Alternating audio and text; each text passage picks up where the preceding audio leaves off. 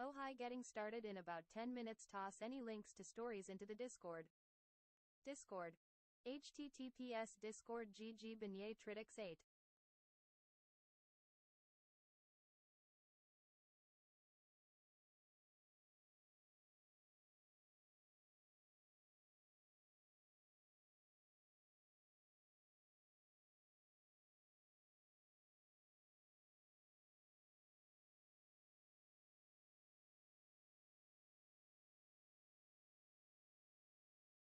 Where's Waldo?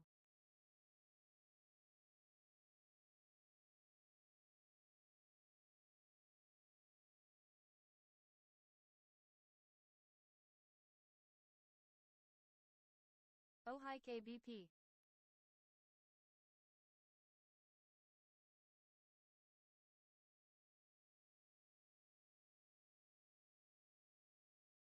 Yay, where is that guy?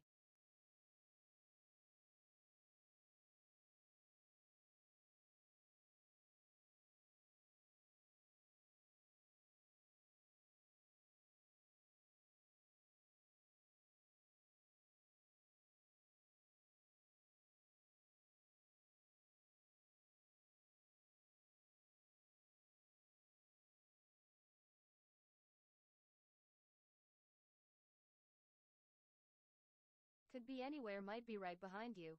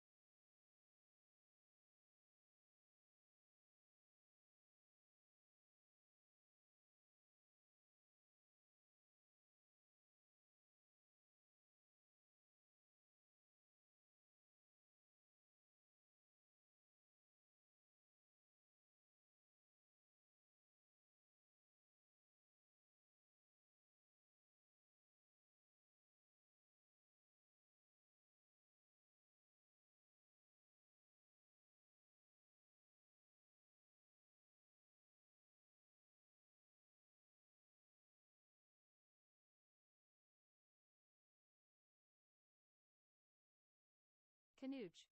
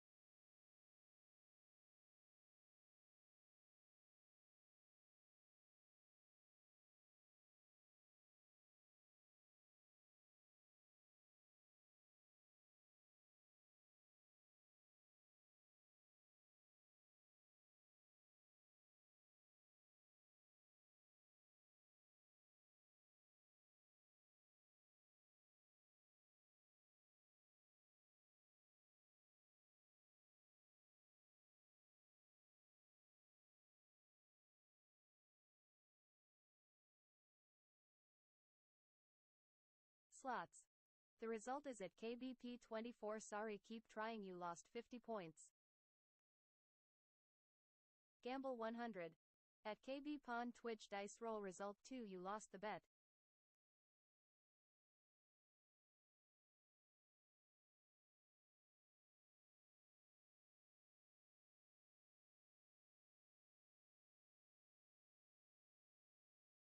Gamble 100. At KBP 24 dice roll result 3, you got half of the bet back. Slots. The result is at KB Pawn Twitch. Sorry, keep trying, you lost 50 points.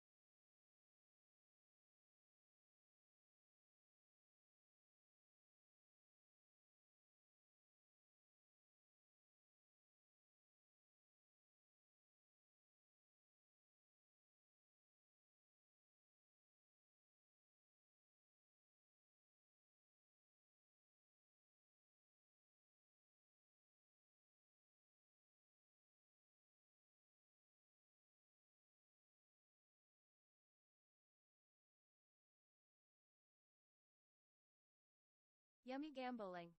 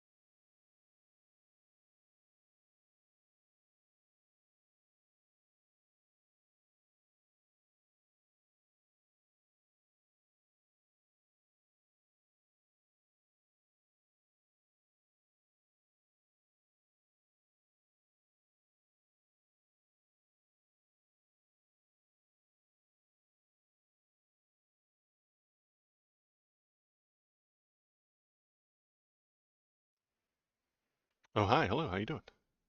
My name is Waldo, and I am here to feel the politics with you. Wow. Wow, free exec. That's true. Right on time. Almost like I planned it. How's everybody feeling today? I'm good. I'm getting ready for. Are you prepared? Are you guys ready for the martial law takeover on Monday when the uh, eclipse happens and then we get an apocalypse? I mean, there's a reason they rhyme, eclipse and apocalypse. Woo. It's going to be great. It's going to be fun. I'm ready for martial law, spelled like this.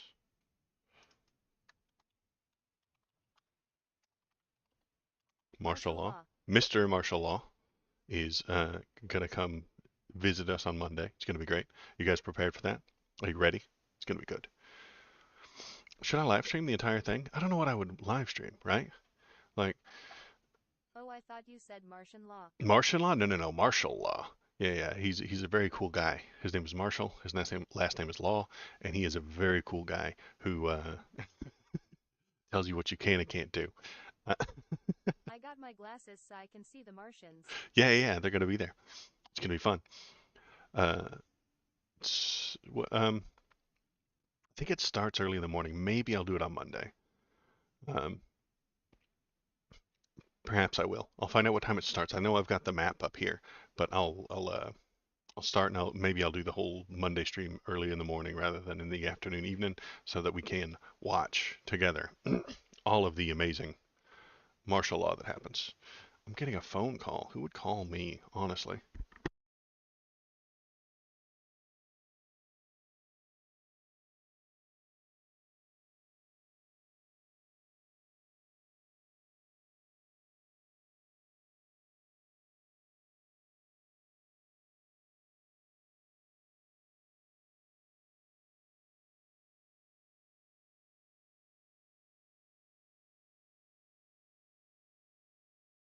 It's me, KBP. Hang up, get back to it.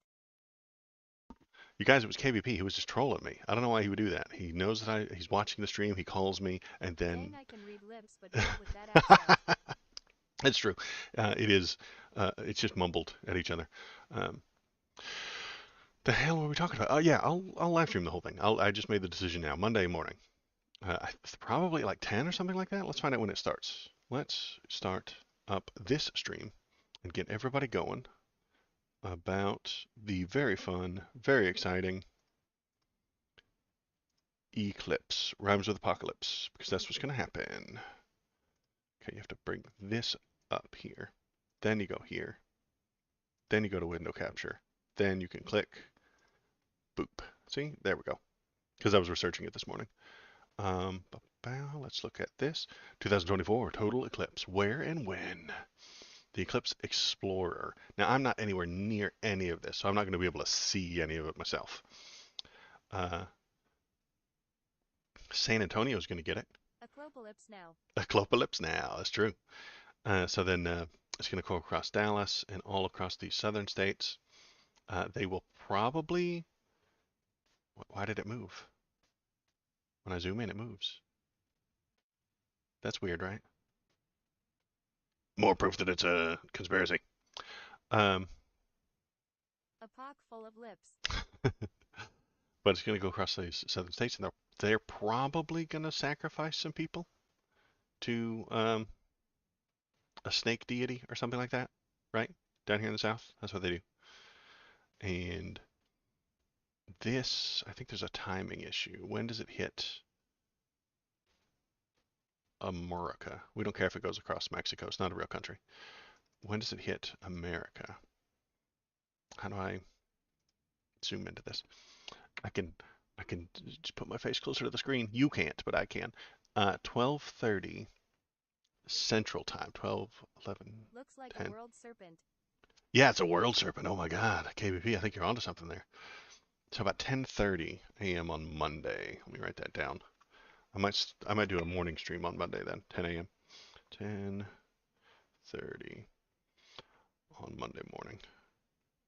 It hits Texas. Okay. So I'll start streaming Tell me Monday. what to do on my monitor. You could look closer at your monitor, but it won't make you see mine any better. KVP, what are you doing? You silly. Um, so yeah, that's what I'll do. That'll be fun. We'll do Monday morning, 10 a.m. stream, then start at 10. Yeah, just like if it were a Saturday, then watch it for the next few hours. It'll be done by 4:30. Wait, is there an hour-long gap or less? One, two, two, three. Yeah, it hops time zones to at about noon. So then it's 3 hours off. Three, two, one. So it'll be over by 1:30 or so. It'll be outside of Maine and into some place called Canada. I never heard of that. Never heard of it. I don't think that's a real place. Canada. Then that'll be done. So Monday morning stream. That'll be fun. Maybe I'll get some new viewers who watch during the day. That'd be weird. Who watches streams during the day? Does anybody watch streams during the day? I don't know. It's weird. Uh, so yeah, Monday 10. We'll start at the normal time. I'll get up. I'll do 9:45. I'll start streaming at 9:45. Start streaming at 10. We'll look at Alex Jones's Twitter feed, and we'll just watch for Mr. Martial Law. He is a very dangerous, very scary kind of guy. You do not want to hang out with Mr. Martial Law. He is uh, very frightening. So here's the real stuff that's going to happen. This is actually what's going to happen. All these Bring the places. foil. Yeah, I've got the foil. It's ready. I will need it to prevent the Masonic symbolism and ritual from permeating my brain. So yeah, that will be on, and we will be ready. So there's our map of the thing. Let's watch this video. How about that? Oh, hey, nice. Okay. NASA's Eclipse map could help you decide. Oh my. So yeah, there it is. Okay, we already knew all that. I'm gonna tell something good. Okay, here we go. When located in its path, we'll have a chance to see the total eclipse on April 8th and be subject to a Masonic ritual. Inside the dark path, the oval shapes with times listed, people inside each oval will see the eclipse at that time. Poplar Bluff. That's where I live. The white lines inside the path indicate how long totality will last. When you look at it, will burn an image of the ultimate plan in your brain, which will activate on the sleepers. The purple lines indicate how much sun will be covered. Oh, the moon in a partial eclipse. Okay, so the purple lines are just a little bit.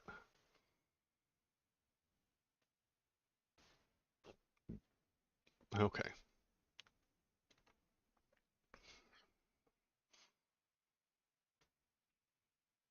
Oh, that's the full. Look at that. It's the world serpent. Look at it.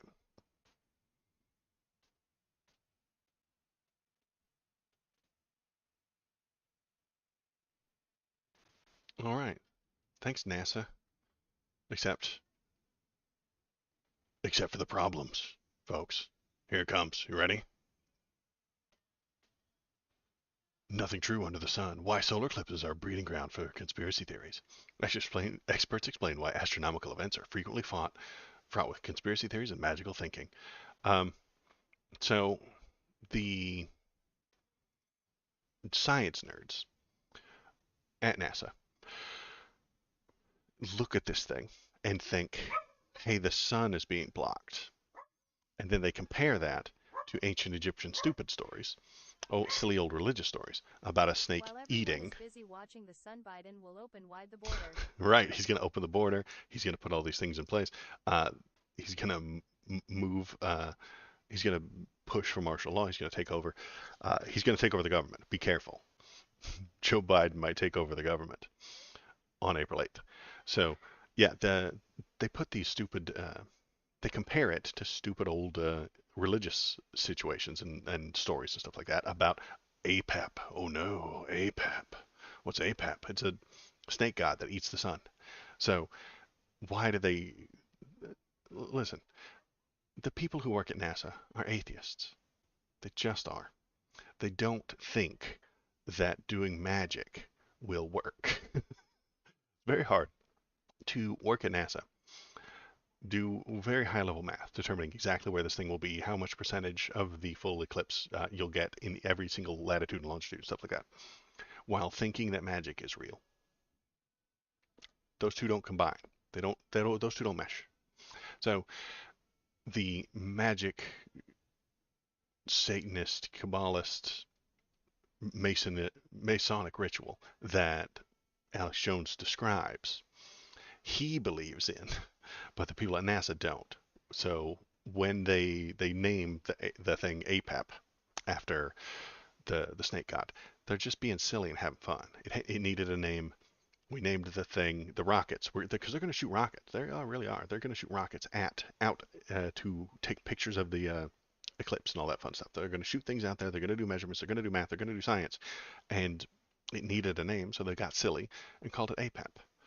But that's not what the conspiracy theorists think. That's not what the believers think. The believers, belief is the problem, trust me. The believers say that this is a Masonic symbolism. They tell you what they're going to do before they do it, and then they'll push martial law, and they'll take all your rights away. It doesn't make any sense. American Proclamation for Eternal Power. You were right about the serpent. Yeah, yeah, KP, you're not kidding. It is a serpent. Let me look up APEP real quick. Let's go to APEP.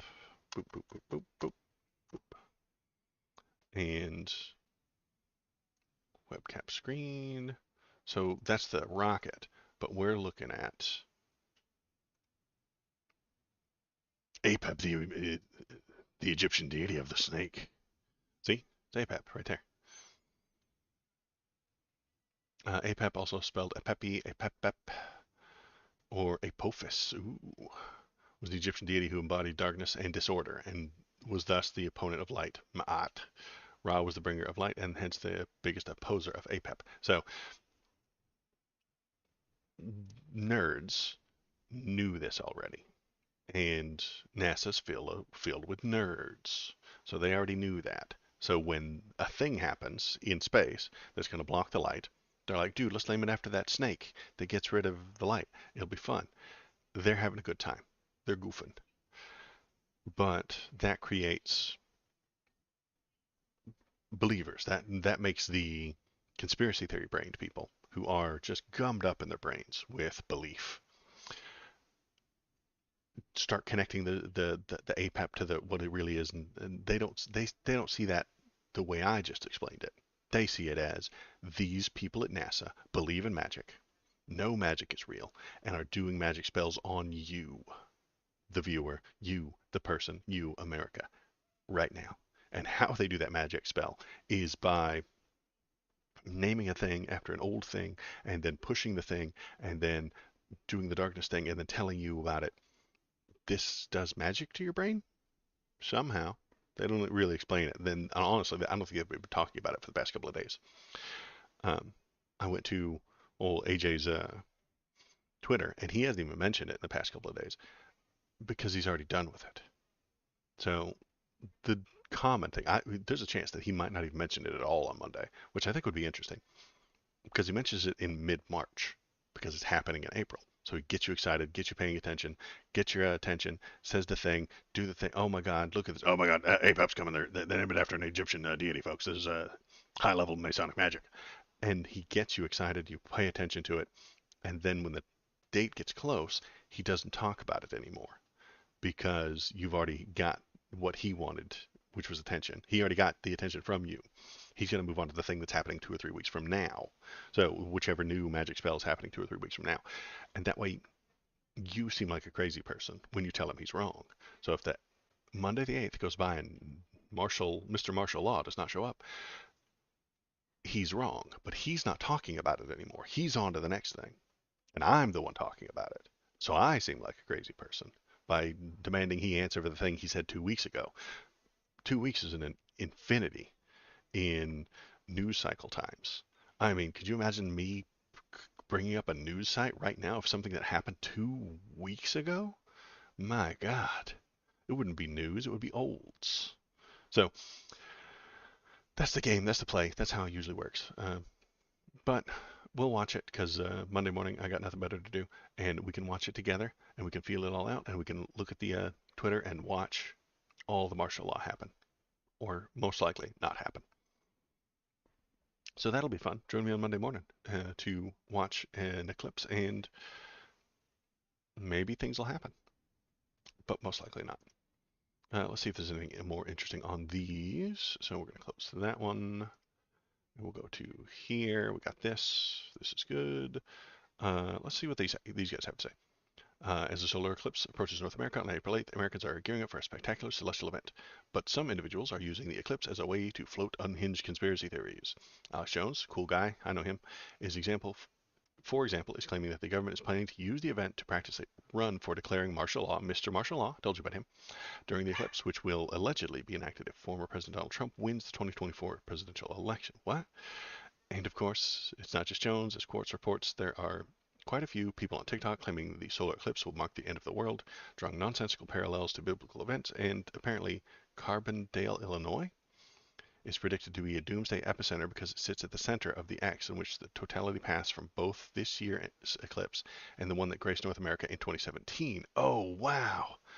Guys, this is great. KBP, that serpent that you mentioned crosses another serpent that happened in 2017, and that happens in Carbondale, Illinois, and that is the epicenter of death.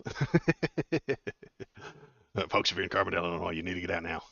Get your bug out bags. It's time. Grab your Baker buckets and get out the door. That's amazing. I love that. But Miranda Priestley said florals for trying to get right. What? Uh, the same can be said for conspiracy theories and total solar eclipses.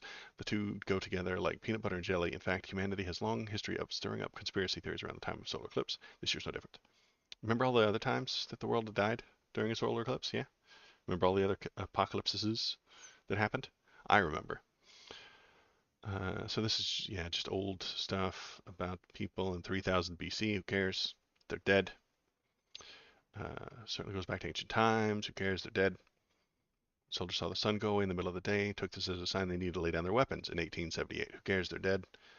Uh, Scale of solar system on our universe can boggle the mind. He added, witnessing a total solar eclipse can put dead for now. Oh, good point, KBP. They're dead for now. Maybe they'll stay dead, but who knows? We'll find out on Monday. Majesty of nature that doesn't compare to the other big events. For people prone to magical thinking, important part, and conspiracy theories, those are linked. It's not hard to see how one can jump from total solar eclipse to conspiracy about theory territory. Work about cults. Some individuals are frequently looking for more meaning in life, like a big event and a total solar eclipse can make people feel quite small and insignificant in the world. If we have this special knowledge that we've gained, that these things mean something specific, then we are part of an elite group of people. Yeah, those are the things that drive these. It's just like QAnon and all the other conspiracies that have been faced with. Yeah, so what he's saying is if you know that this is important and more valuable and very important, and you're aware that the magic spell is going to happen on Monday, that makes you important. That makes you smart because you see the thing coming. You see that magic spell coming on Monday, and you're important. You're one of the VIPs. It's nonsense. It's not real, and it's a very common thing among dumb people, probably. Yeah, all right. I'm gonna alienate some people, but we've all heard of book smarts and street smarts. Hey, sorry, I can't stay. Going to lunch with the wife. Have a good day. Thanks for coming, Free Exec. Appreciate you. Uh, Street smarts versus book smarts. I'm gonna suggest that street smarts is just something stupid people say to make themselves feel better. Hey, yeah, he has book smarts, but I got street smarts. Well, no, that means you're dumb. Honey, I'm sorry. You're stupid.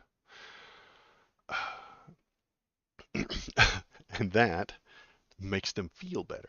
This is a thing that happens with rural Americans in the middle of the country. They also suggest that they have street smarts or local knowledge or Things like they know how to live off the land, which is a good, valuable, important thing. But that doesn't give you magical properties. Knowing how to farm corn means you know how to farm corn. It doesn't mean that you're more educated on politics or choices or how the country ought to be run or solar cycles. I don't know. It's just strange. Like dumb people will latch on to things, to beliefs, and claim them as knowledge. It's not knowledge, it's a belief. So I think that's actually the problem. I think belief is a problem. I think once you get them into your brain, they glom onto each other. So you've got all these beliefs and they got these tendrils all through your brain. And when a new bit of information comes in, you have feelings about it. So that's the first thing that happens when something new happens. Something has happened. You see a news story about just anything. You have feelings, and that's okay. That's not a problem. Everybody has feelings. I have feelings about every single thing that I see. So do you. Everybody does. That's normal. That's right. That's proper. So the street smart person who is a conspiracy theorist has those feelings. Then they measure. Then they measure those feelings against their beliefs. And if they match a certain belief, they slot it into the position. If they if it dis if it disagrees with their current beliefs, they'll have a new belief, and that's the problem. This is the problem.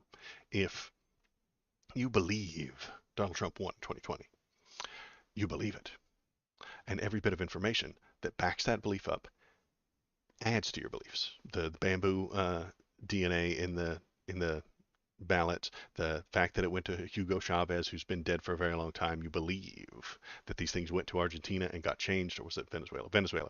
You believe that the boats got sent somehow to Venezuela, swapped, and then sent back. You believe that. This is a belief you have. That belief now gloms and sticks to the belief that there was bamboo in the ballots, and then that belief sticks to uh, uh, the ballot dump conspiracy theory, and then that belief sticks to uh, the one about the rolling cart that they pulled all the ballots out of underneath the cart. So these things they glom onto each other, they connect to each other, and they stick. Uh, all of those can be true if you have faith. That's the other problem, is that now you've got a lattice work of sort of like coral reef or something like that. One little bit sticks to the next bit, sticks to the next bit, sticks to the next bit. And now you've got a coral reef. You've got a belief lattice, a structure of faith inside your brain that can't be shaken loose. It's on there like barnacles at this time. Beliefs are the barnacles of the brain. I just came up with that. That's what I'm thinking. Beliefs are the barnacles of the brain, and I'm going to start drawing things to make sure that that makes sense. Not right now, but in the future. Beliefs are the barnacles of the brain. They stick to each other, and then a new little belief comes in and it sticks to the ones you already have. Now, if you've got that belief of the bamboo, we'll take that one specific bamboo DNA in the paper ballots because they came from China and that's why they're fraudulent. Okay, so you've got that belief. If a new bit of information, a new fact comes in that proves that belief wrong, does it change the belief? No, it doesn't. The believer creates a new belief that the source that new fact came from can't be trusted. You can't trust that source. Nah, man, that came from CNN. You can't believe that. They've created a new belief. So once you have a lot of beliefs, they glom onto each other. They create a lattice work. They create a coral reef of belief, a barnacle of belief, and new stuff can't get in because it hits that and gets invented. New beliefs get invented and tacked onto it. So it gets bigger and bigger and bigger. This is how you get the flat earthers, is they believe one thing. That one thing connects to 7 or 8 other things. And now you've got a conglomeration. Now you've got a plaque buildup within the brain. And I think belief is incredibly dangerous. Don't have beliefs. Don't have any. That's the way to clear the plaque from your brain. Don't have any. Real ads. Oh, did I miss? Dang. I've got to pay more attention to this ad thingy because I'm literally just right in my hitting exactly what I want. Did everybody get ads? I don't know how the ads work. I've got to figure this out. Anyhow, what was I saying? I was saying, don't have beliefs. They are the problem. The beliefs create a plaque buildup inside your brain, and then more beliefs stick to them. And then when things disagree with your beliefs, you will create new beliefs to defend the old ones. If new information comes out about that Venezuela voting scam, and it proves the voting scam wrong, but you believe it, you won't abandon that. You'll leave it there. The believer leaves it in there and creates a new belief on top of it that says that person that told me that my belief was wrong is wrong. So they just create a whole new one. Belief is a bad habit. Once you start, you never stop, which is why you shouldn't do it. Don't start. Don't begin. Don't start. Don't have beliefs. Just don't have any. And you'll be a much better, smarter person, I think. Um, the closest thing, I try not to have any beliefs, but the closest I come is that humans should be free. There's not a whole lot of evidence to suggest that that should happen, uh, but I think it's the best idea. Uh, and do I have do I glom other beliefs onto that? Maybe, but I try not to. Uh, so there's that. And now I'm ranting. What am I going to do with that information? I'm going to draw something. So what I'll do is probably next week, since Thomas still won't be here next week, I'll get the paint stream started. I'll draw a little brain, and then I'll draw some tendrils into it or something along those lines. And then when new beliefs come in, we'll make a diagram of it. I think it'll be fun. It could be interesting. So that's the plan. What the hell were we talking about? Oh yeah, thing. So Monday, maybe I'll do it on Monday, since we'll be talking about conspiracy theories anyway. What did Alex Jones actually say about it? He said, uh, all of this is a dress rehearsal. No government in modern times have ever acted like this for a solar eclipse because they told people not to watch it. Monday, April 8th, the moon will be positioned. Blah, blah, blah. The path of totality will start in Mexico and extend across Texas and Oklahoma and Arkansas, all these states. And the spectacle is expected to draw crowds from around the nation. Now, some schools have closed, and the reason for that is because they don't want to be responsible for the children staring at it. If you're at home with your parents, they can tell you and slap you when you stare at the sun. That's much more difficult to do while you're at school because each teacher has 97 children in their class, and they have to slap all of them and say, stop staring, stop staring, stop staring. But Alex Jones has turned that into a nefarious plot. They know something's going to go wrong. They know Mr. Martial Law has come to town, and he's going to come to town on that day. So you need to be at home. No, they just don't want to be held responsible for all the terrible things that happen. They don't want to be responsible for all the children going blind. Could you imagine that? That one teacher that's like, oh yeah, oh my gosh, look, uh, an eclipse, and then all the kids run to the window and go, ah, and then they burn their eyeballs out. Like that would be a bad time. That teacher would be in trouble, and then we would all have to hear about it on the news, and it would just go over and over and over again. Everyone needs to for the census. Oh, we need to be home so that when martial law happens, we're not out protesting or something. Okay, maybe. What else we got? What else do we have here? So, is there anything else interesting here? Jones has called the response from the federal and state agencies a government takeover. A government takeover of the government? Bro, careful. The government's going to take over the government. Uh, and said that federal government was making an effort to get all local governments at one time to be unified under Homeland Security. They already are, Alex. They already are. Sorry about the half my messages, but yeah, it happens. That's a thing. Let's see. Okay, Jones has previously spoken about conspiracy theories surrounding the eclipse, including when he recently said that the eclipse was a sign from God and that the Department of Homeland Security is preparing to hijack the so-called biblical event. What?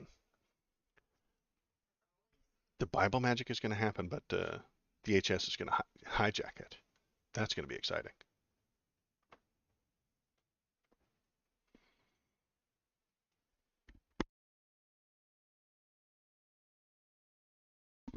All right, so let's see what else we got. It's time. Do you know what time it is, KBP? It's your favorite time.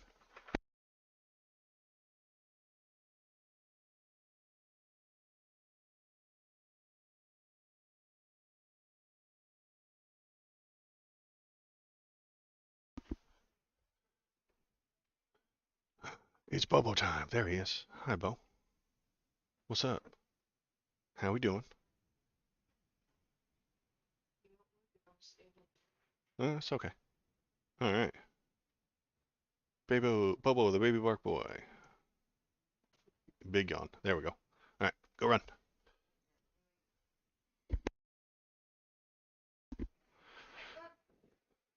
Quick Bobo break. After the apocalypse, we'll have a quick Bobo break. This is very good.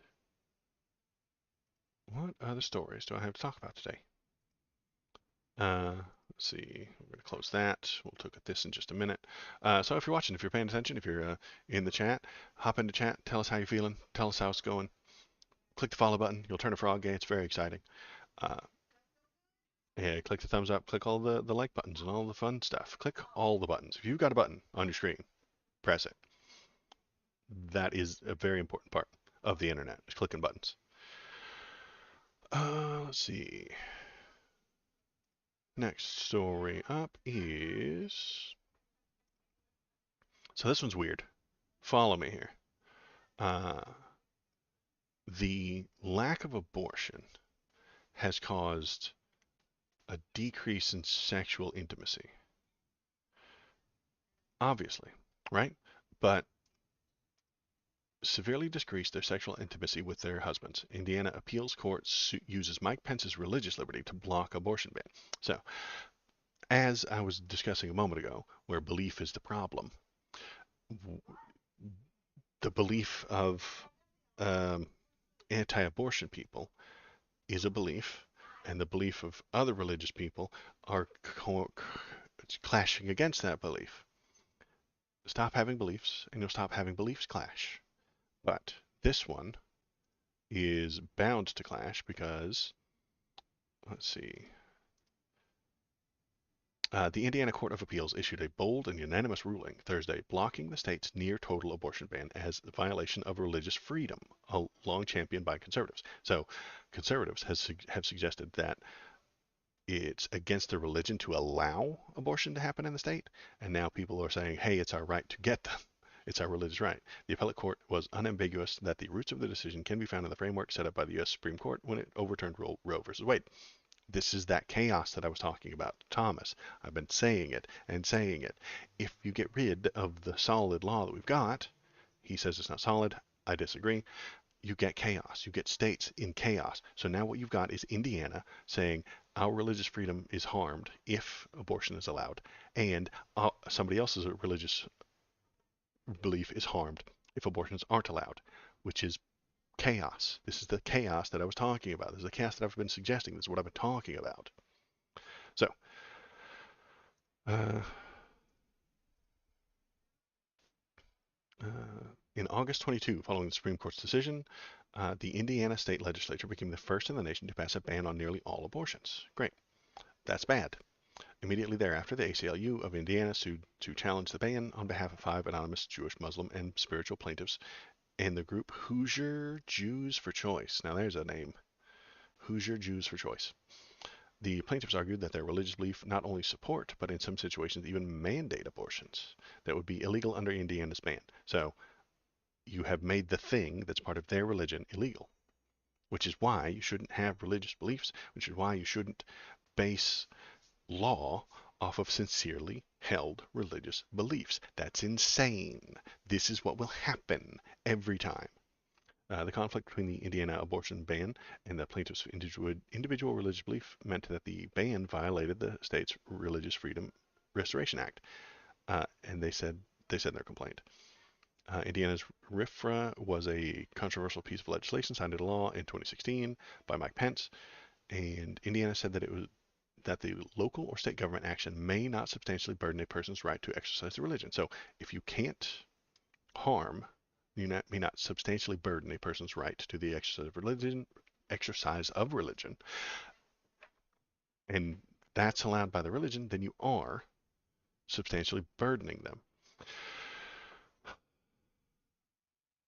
We've all had the idea, the crazy joke that, well, yeah, this is my religion. You just start your own religion, and it'll have blackjack and hookers, and then blackjack and hookers are now legal.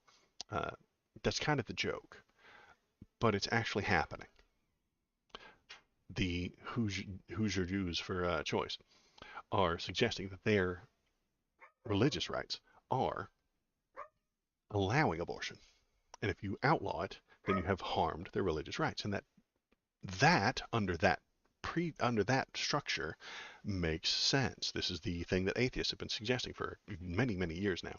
If you start allowing religious beliefs to dictate the law, everyone will just invent their own religion, and you can't prove them wrong, which is why you shouldn't have religious beliefs. That's why nobody should. And you shouldn't dictate your entire law based on them, obviously. Emo Waldo's in chat. Oh, yeah. There he is. Emo Waldo. Cool guy. So, yeah, it's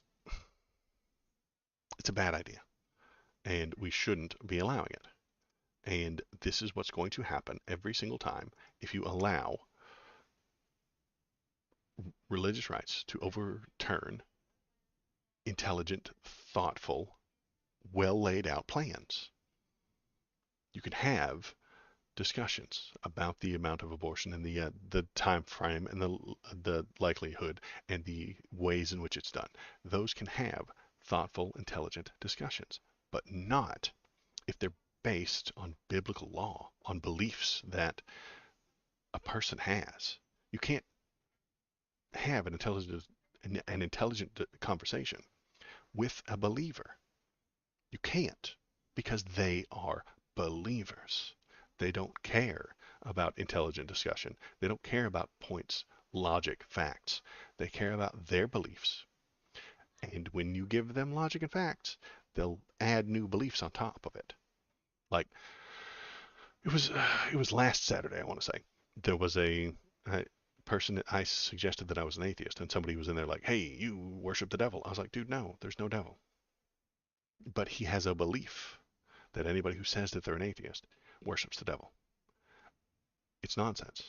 It doesn't meet with the facts, but he has a belief, and that belief, when I gave him a new fact, he created a new fact on, added a new belief on top of it. So if you give a believer a fact that they don't like, they'll put a belief on top of it. They'll smother that fact. They'll smother it with some new belief.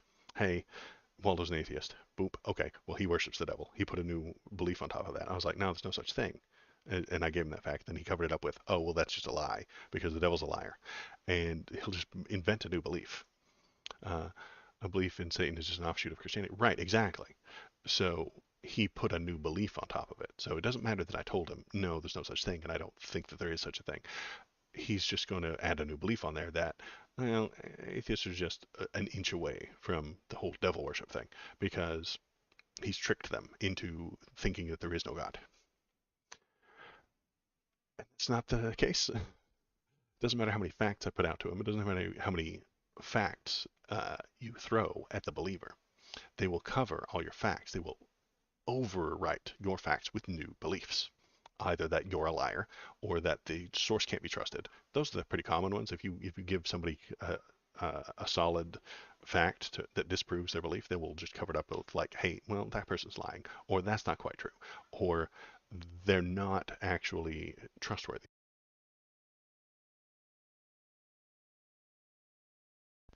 Happens about CNN most often on the internet, honestly, is I say a thing and then I Google the thing and then the thing happens to be true, but it says CNN underneath it. And then a whole host of people go, oh, well, you can't believe CNN. God, no, they have a belief in their head that CNN can't be trusted. And so anytime you connect anything to that, Anytime you go to Google something and it shows up on the internet and has the word CNN underneath it, they're like, oh well, I can safely throw any bit of that information out. They can safely toss anything out because the letters CNN underneath it. Happens with Wikipedia as well. Oh well, Wikipedia can be altered by people. Well, yeah, because it makes sense to. That's a good structure. If it's incorrect, somebody can correct it. But that means that if I find a fact on Wikipedia, that there's a whole host of people that are just like, oh, well, that's Wikipedia. You can't look at Wikipedia. You can't trust Wikipedia. Nothing on Wikipedia has ever makes any sense. The liberals all own the servers, and they go in there and they adjust reality to fit them. That is a belief that people have, and that belief means that they don't have to think anymore. They don't have to face the fact that they might be wrong about their beliefs. Because that's the problem. Beliefs can be wrong. They can. But if you tell an American that, they might shoot you. If you tell certain people that your beliefs can be wrong, they're not going to accept it. That is highly dangerous to tell people their beliefs are wrong because the beliefs are so thoroughly entwined with their identity because you are what you believe in America anyway. The vast majority of people in America are what they believe. And if you attack that belief, all of a sudden you're attacking the entire person. You're challenging not only their beliefs, but their entire identity. And that's scary. That's difficult. That's dangerous. If you change a person's identity, who are they? They become a different person. So yeah, this is the issue that I've been having is wrestling with, arguing with, and comprehending the idea of belief. So I think on Monday, while we're watching, Mr. Martial Law comes down, I might do a paint stream, get paint going, draw a human head, and draw little tendrils and stuff like that, and make maybe an art stream video about it. I think that might be fun. What else have we got? Biden's ultimatum to Bibi: change Gaza policy or we will. Oh my God, you guys! He finally did the thing. It was Wednesday that I said he was never going to change, but maybe he's changed. President Biden told Israeli Prime Minister Benjamin Netanyahu that they spoke on Thursday. An immediate ceasefire is needed to protect innocent civilians in Gaza and improve the humanitarian situation, the White House said.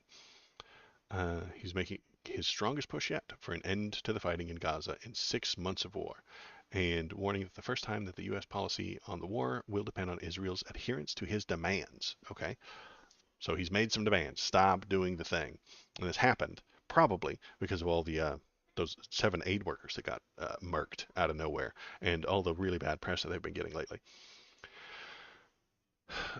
They've just been killing people at at random, not at random, but wantonly. They've been doing it a lot because they want to. They want to take that land. They want fewer Palestinians next year than last year, and they want fewer the year after that, and they want fewer the year after that. The call came 3 days after the World Central Kitchen aid workers, with the Biden under growing pressure from members of his own party to push for a ceasefire and ensure Israel does more to aid the people in Gaza. So yeah, uh, the left has been telling him this. The progressives, the people left of Joe Biden, which is a lot of people, have been suggesting, dude, please stop doing this. They're murdering people for no good reason. Biden emphasized that the strikes on humanitarian workers and the overall humanitarian situation are unacceptable. Biden also told Netanyahu that Israel must announce and implement a series of concrete and measurable steps to protect aid workers and address humanitarian suffering. That's just politician talk. Uh, what's he actually going to do? Let's see if he actually pushes any policies or something like that. If we don't see the changes we need to see, there will be a change in our policy. So they're warning that there will be a change. There isn't any change yet, but they're warning, hey, there's going to be a change. If you don't do what we want, probably this is nothing. Probably it's nothing. Uh, this is the smartass take that I always have, that if things go wrong, the Dems will write a strongly worded letter. If fascism comes into our country, Nancy Pelosi will write a strongly worded letter telling them not to do that. It's kind of what Biden's doing right now. Hey, You're doing an ethnic cleansing. Don't. You're going to pass a law? You're going to put anything in place in reality to stop them? No? You're going to keep giving them money and guns? Yeah, you are? Okay, well, then what good did the stop do? What good did the looking directly into the camera and telling them to quit if you're not going to back it up? And that's usually what I expect Dems is to from the Dems is to be saying the important things, but not doing the important things. They're talkers, not doers, which is difficult. Oops, stupid mouse. All right.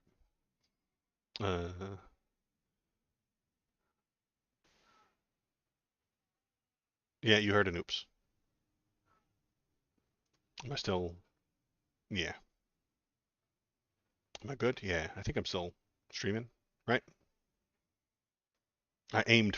My mouse is goofy, and sometimes I aim it and then ooh, and then it goes the wrong way. Okay, let's do the next thing. Come on, mouse. Why are you being stupid? All right, we won't support you inside Biden's ultimatum to Bibi.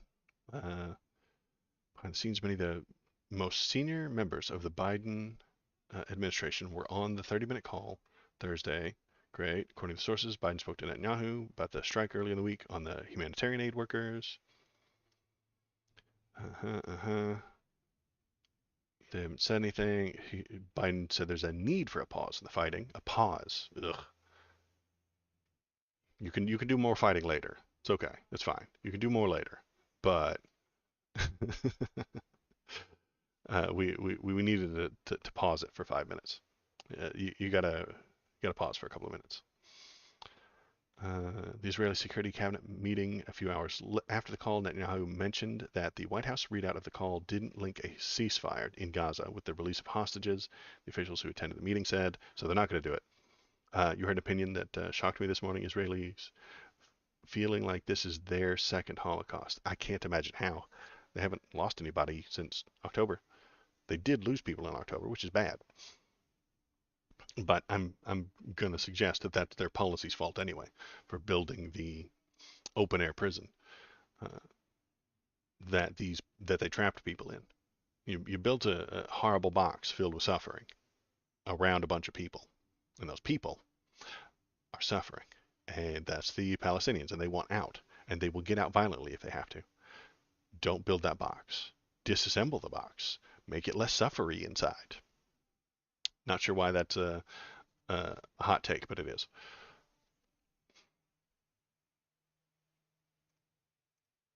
The officials said that after Israel asked for the White House to clarify what the readout said, the Biden administration made clear both in public and in private that he still thinks a 6-week ceasefire needs to take place in return for the release of hostages.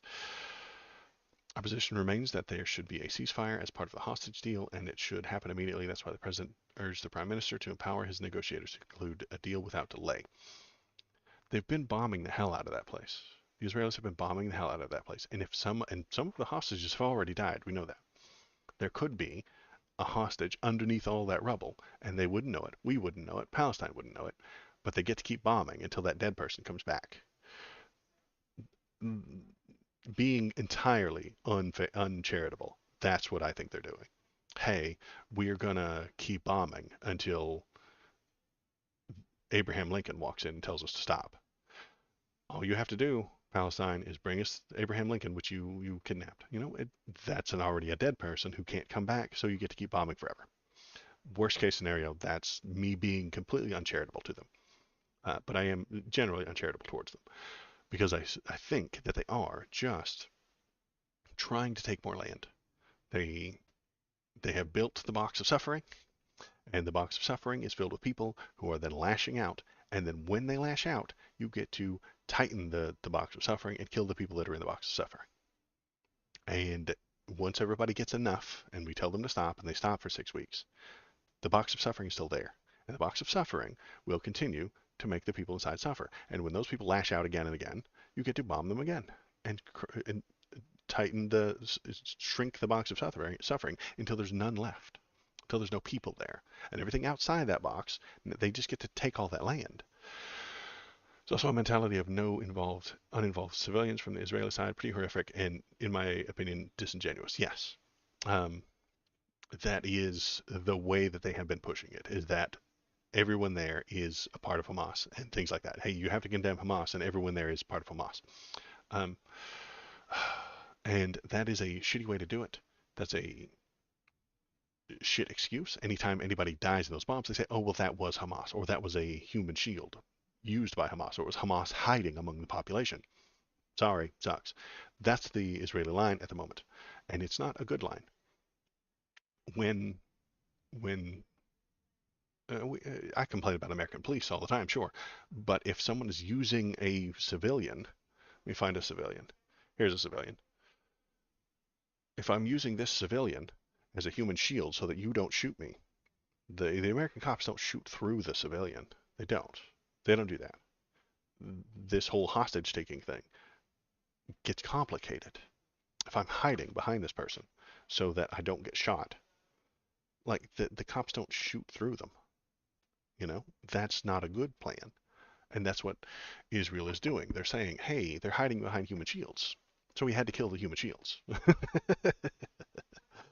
That's not how that's supposed to work. That's not how we want that to work. So they're doing a bad job, and they're being disingenuous about it. I think you're right, Zules. They are being disingenuous about it. Uh, and I don't think this would have been better if Trump were involved. If the Donald Trump were the president right now, he'd look you in the eyes, he'd look you right down the camera and say that every single person in Palestine is Hamas. That's what he'd do. He'd say, "Oh, those 17 babies that died, yeah, those are Hamas babies." Hamas itself lives within the skulls of children. So those children had to die. That's what he will push. That's what Donald Trump will do. He will look into the camera and say, "Oh, those 50 people that died in the hospital, yeah, those were Hamas 50 people." And it's a situation with difficulty, nuance, and age-old grudges. That's not Donald Trump's forte. He's a black and white kind of guy. You're on this side or you're on that side. There's no gray area with him. You're on the thing or you're not on the thing. And he can swap back and forth between those black and whites sometimes, but he rarely is ever in the middle of anything.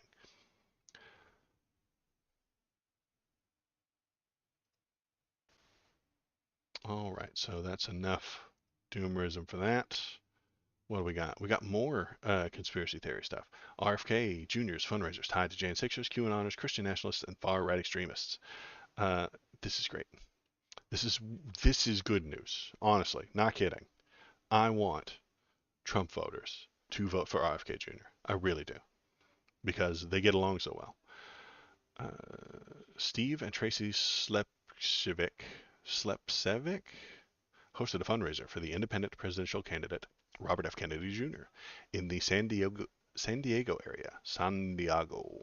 It's uh, it's Spanish for something. No one knows what. It's a mystery.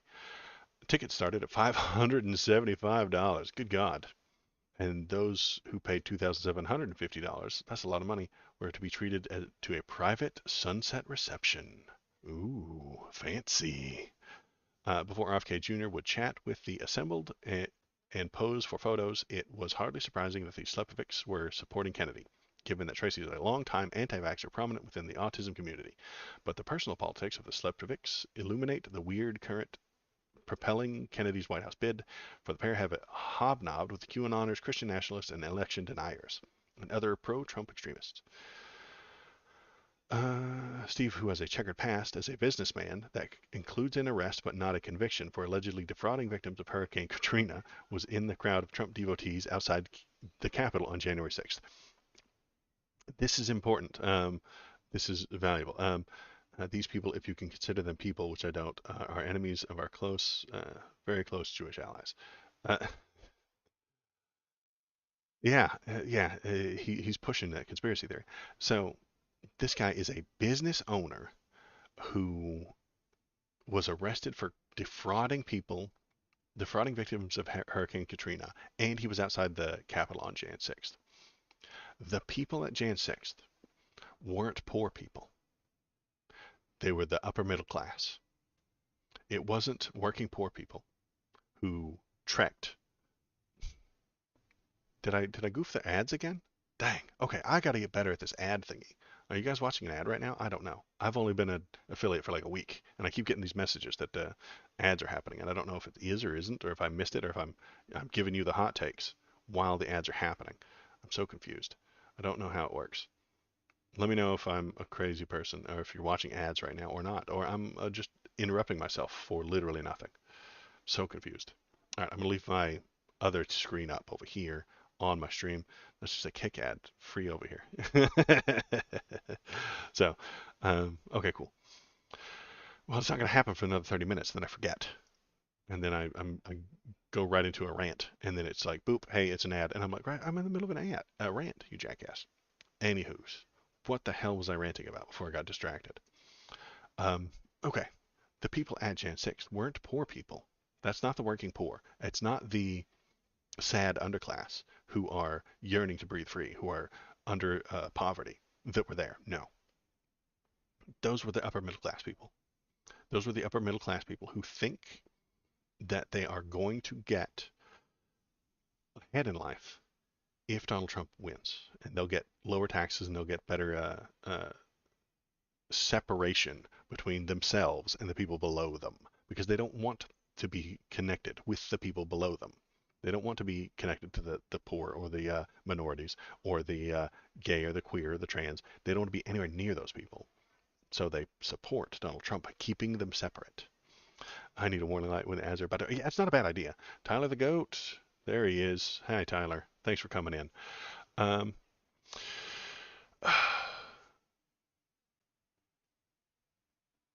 a vote for Donald Trump, like I said in my short the other day, is people who think that voting in Donald Trump will make America less gay.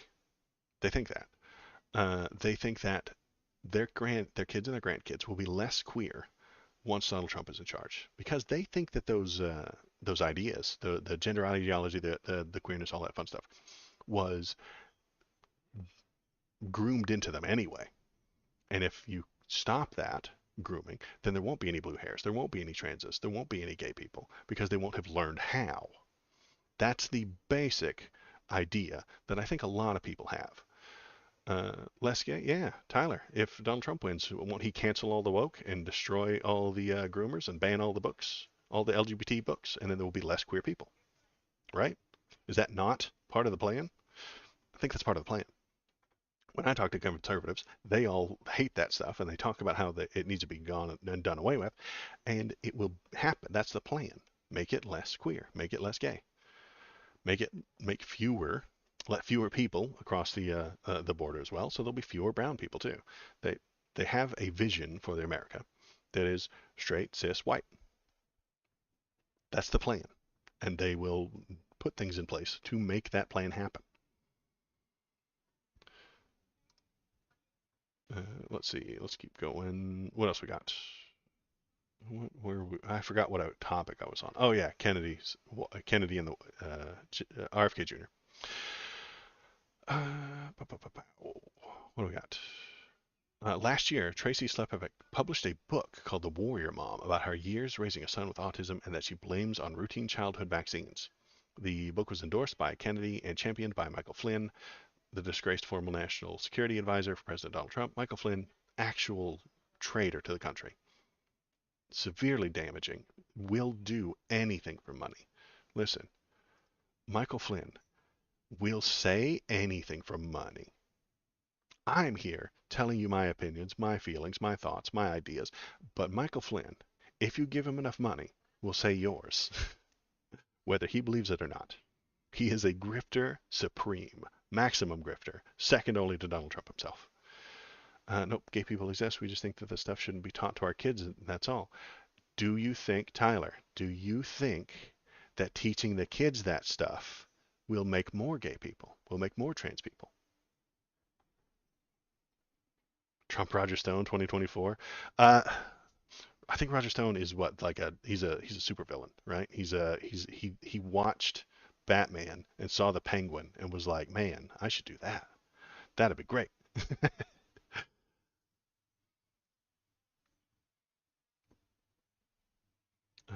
Let's see. So this lady published a book. So it's not like she's destitute. This isn't a poor person living off of a minimum wage job. These are well connected. These are intelligent people that are pushing some stuff. Uh, let's see. I'm so blessed on this journey. Blah blah blah. Matt Gates on The View. Ugh, that sounds terrible. Tracy is a regular on the far right conspiracy circuit. She's a regular there, so she's a far right conspiracy nut who is pushing for RFK Jr. This is good news because I want her to vote for RFK Jr. instead of Trump. I do. Tyler, if I could give you a suggestion, it would be go vote for RFK Jr. Because that's good for me. Uh, he crushed those liberal women. Oh, maybe I'll watch it. That sounds unlikely. But I mean, if he did, it's probably because he was gish galloping and saying things that aren't true or real. It's very easy to win an argument if you don't have to pay attention to facts, reality, and logic. It's real easy to win. And I don't think Gates is a very big facts, logic, and uh, intelligent guy. He's a believer. I'll watch it later. Tyler, if you've got a link, Tyler, to this thing, we could watch it. That's the Discord. Go to the Discord, post the link in the general section, and we can take a look if you feel like it. Because I don't tell you what to do. Let's see. In February, the Slipovics hosted what they call Autism Health Summit in San Antonio. The speakers included numerous anti-vaxxers, including Willis, another code conspiracy theorist, and Del Bigtree, a notorious anti-vaxxer who is now the communications director for the Kennedy campaign. So all the kooks are coming together. Tracy has endorsed election denialism by promoting her Facebook page, 2000 Mules, which was thoroughly debunked. A much debunked documentary made by Dinesh D'Souza, a felon pardoned by Trump. Dinesh D'Souza, man, he lies all day to make money, and then he lies about Hillary for years, and then he goes to prison for tax fraud, and Trump pardons him from the tax fraud because years ago he said mean things about Hillary. You, it can't get any more crooked than that. During the 2020 election, thousands of Democratic operatives were paid illegally to gather ballots and stuff them into drop boxes. It's not true. He falsely claimed that. It's not real. But he gets to hang out with these people, and they're all pushing for a specific type of conspiracy theory laden government. Let's see. Steve is here. Yeah, okay. So the point of this section, what am I trying to get at here, is that the conspiratorial nuts who I recognize, because I used to be one, are rallying somewhat behind RFK Jr. And if we're lucky, that will draw some votes away from Trump and he will be less likely to win. That would be nice. What we don't want, and I'm speaking entirely personally here, is we don't want Biden voters who are grumpy and complain about his age or his lack of action on the entire Israeli Palestine thing to go over to RFK Jr. So this is a good news. We should tell everybody, hey, RFK Jr. is a anti-vax, uh, autism, vax causes autism conspiracy theory nut that you ought to vote for him. We should drag some Trump voters over to RFK and prevent the Biden voters from going that way. That's my plan anyway. That's why I'm telling you this stuff. And I think maybe that could go either way still. Okay. What else we got? We've got. Let's look at this one. This is Charlie Kirk. Oh, good job. Charlie Kirk says that uh, birth control screws up female brains. MAGA leaders are conditioning Republicans to back birth control bans. Charlie Kirk says the pill causes angry, bitter young ladies who vote Democrats to get free stuff. Let's hear what he has to say. I think we've got it right here. Let's see. A lot of them are on birth control too, and birth control like really screws up female brains, by the way. Every single one of you need to make sure that your loved ones are not on birth control. It increases depression, anxiety, suicidal ideation. birth control is the #1 most prescribed medication for young ladies under the age of 25. They will give young ladies birth control for pimples, for acne, to control their moods, their period. It is awful. It's terrible, and it creates very angry and bitter young ladies and young women. That bitterness then manifests into a political party that is the bitter party. I mean, the Democrat Party is all about bring us your bitterness, and we'll give you free stuff. It's like we'll trade you bitterness for stuff. Essentially, that's like the Democrat Party. I the bitterness. Oh my God. I don't know what planet this guy lives on, but it's not Earth. Maybe he's here visiting from someplace else. None of that stuff about the depression is true. It's nonsense. Not real. He's making things up. But he has a belief. Again, this is the belief problem. That man is a believer. And he has all these beliefs that spider and tendril through his brain. And if I gave him a fact, a medical, a clinically researched fact that what he said isn't true, he would create a new belief that source can't be trusted. That's what he would do. If you gave him solid, hard, scientific evidence that he is wrong, he will craft a new belief to put on top of that says that source is wrong. That source is incorrect. That cannot be trusted, or he will find a new, different crank source that proves him correct and put that belief on top of the other one. He will use beliefs to smother facts. And we just watch him do it. Belief is the problem. So, as with most things MAGA leaders say, Kirk's claim is so misleading they can only be called lying. All right. First, of course, accusing Democrats of being the bitter is rich coming from him, whose entire pitch is bitterness. More importantly, he's lying about the pill. A tiny percentage of women have mental health issues from birth control. The most rigorous research shows that it affects 0.5%, or 1 in 200 women. Granted, Kirk was so bad at basic studies in math that he dropped out of community college at 18. Still, the biggest Nimrod can grasp that 0.5% is not a very big number. That's very, very small. It's almost nothing. That was disgusting to listen to. I'm sorry, Sewells. You got to pay attention to what these grifter lunatics say, or else you'll not know what their talking points are and what where they're going with their crazy ideology. So I'll tell you where they are. Where I think that they're going. They would go towards. They've already gotten the Roe versus Wade, the overturn of Casey. So the abortion thing has now become chaos. Every state has a different interpretation of the rule. Every state is coming up with their own crazy rules, and then those rules are being attacked by religious people on the right, and then Jewish people on the left somehow in Illinois. And so that chaos is existing because they like it. Chaos is the ladder that they will use to gain power. So what is the next thing that they do? Next, they go after birth control, like Charlie Kirk is doing there, because they don't want women to have freedom. Women having freedom is detrimental to conservatism. It really is. They'll go after abortion, then they're going to go after birth control. Thomas himself has cried about what was that thing called? The no-fault divorce. So they don't want women to get divorces. No. You can type in Republican no-fault divorce into Google, and you will find thousands of things screaming about how dangerous and deadly it is for a woman who doesn't want to be married anymore to file a divorce. That's the thing they're against. That's the thing that they hate, is women saying, I don't want to be married to you anymore, so let's not. That's no fault. That used to be illegal to have a no-fault divorce. That's insane. Really is. Because they do not want women to have freedom. Women with freedom is dangerous to conservatism.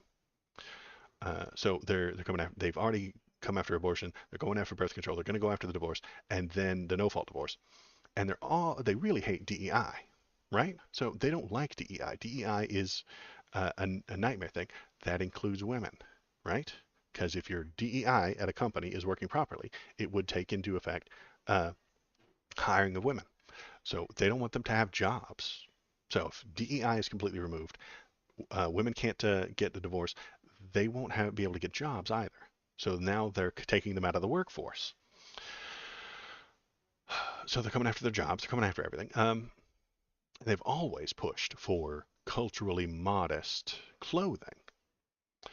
They don't want them to dress like whores.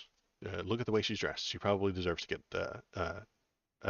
sexually assaulted. That is a thing that I've heard conservative people say. Hey, look at the way she's dressed. Of course she's going to get sexually assaulted. That's what they say sometimes. I've heard it happen. I've heard it from conservative people. It would not surprise me if Charlie Kirk in the future comes out. We already know he's against abortion and against birth control, but he's going to, and I know he's against no-fault divorce. So he was going to come out against DEI next. He already has. Next is women just having jobs and being in the workforce. He's going to come out for that as well. Then he's going to, and he's definitely pushed for culturally modest clothes. And I think it would not surprise me if he supported a dress code in public that was enforced by law. Would that surprise you if that guy, Charlie Kirk, supported a dress code for women in public supported by literal law? And that would have to be enforced by a morality police, kind of like in Iran. That's the direction he wants to go. That is the direction belief will take you. Stop having beliefs. No, because it's not going to happen. It would if Charlie Kirk got what he wanted, Tyler. That is exactly what he wants. He's telling us what he wants, and that is what he wants. It's a cognitive dissonance that they have. They're very much against this. They complain about Muslim countries, but they want to do all of the things to be highly conservative. Muslim countries are highly conservative. They are conservatives, but it won't happen. It won't connect like Iran. It will. This is a cognitive dissonance that you have. I've got a link. Do we have a link in Movies, Media, TV? We got Matt Gaetz on YouTube. Gonna copy. We're going to go into here, and we're going to watch a video, everybody. How was the audio on that last one? Was it loud enough? Was it too quiet? Was it too loud?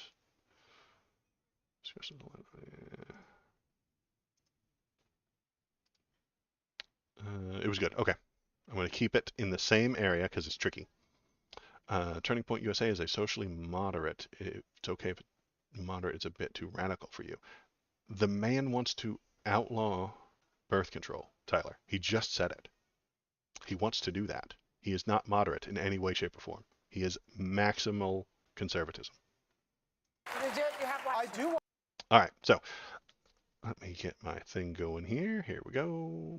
Webcam screen. Make sure it's in the right area. Let's hope it doesn't get me canceled. So we'll stop and pause every few minutes to not get my stream canceled.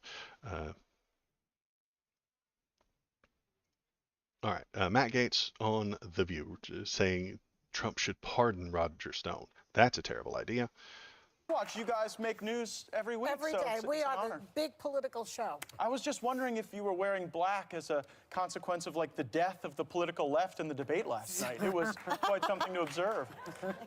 You know, don't count. This is 4 years ago, Tyler. This is not news. This is olds. We'll continue anyway because you're here and you've brought up a good thing to watch. So, folks, here we go. Watching Matt Gaetz before all of his allegations. The dead yet, the bodies. Let's give it a little time before we count. Well, Joe Biden, at least. I mean, I was hoping that maybe Whoopi's bell could wake up the Biden campaign if you hit it. I thought he was actually, he didn't do any harm to himself last What states He won. going to win? I mean, this is a man. What states is he going to win, Matt Gaetz? I don't know.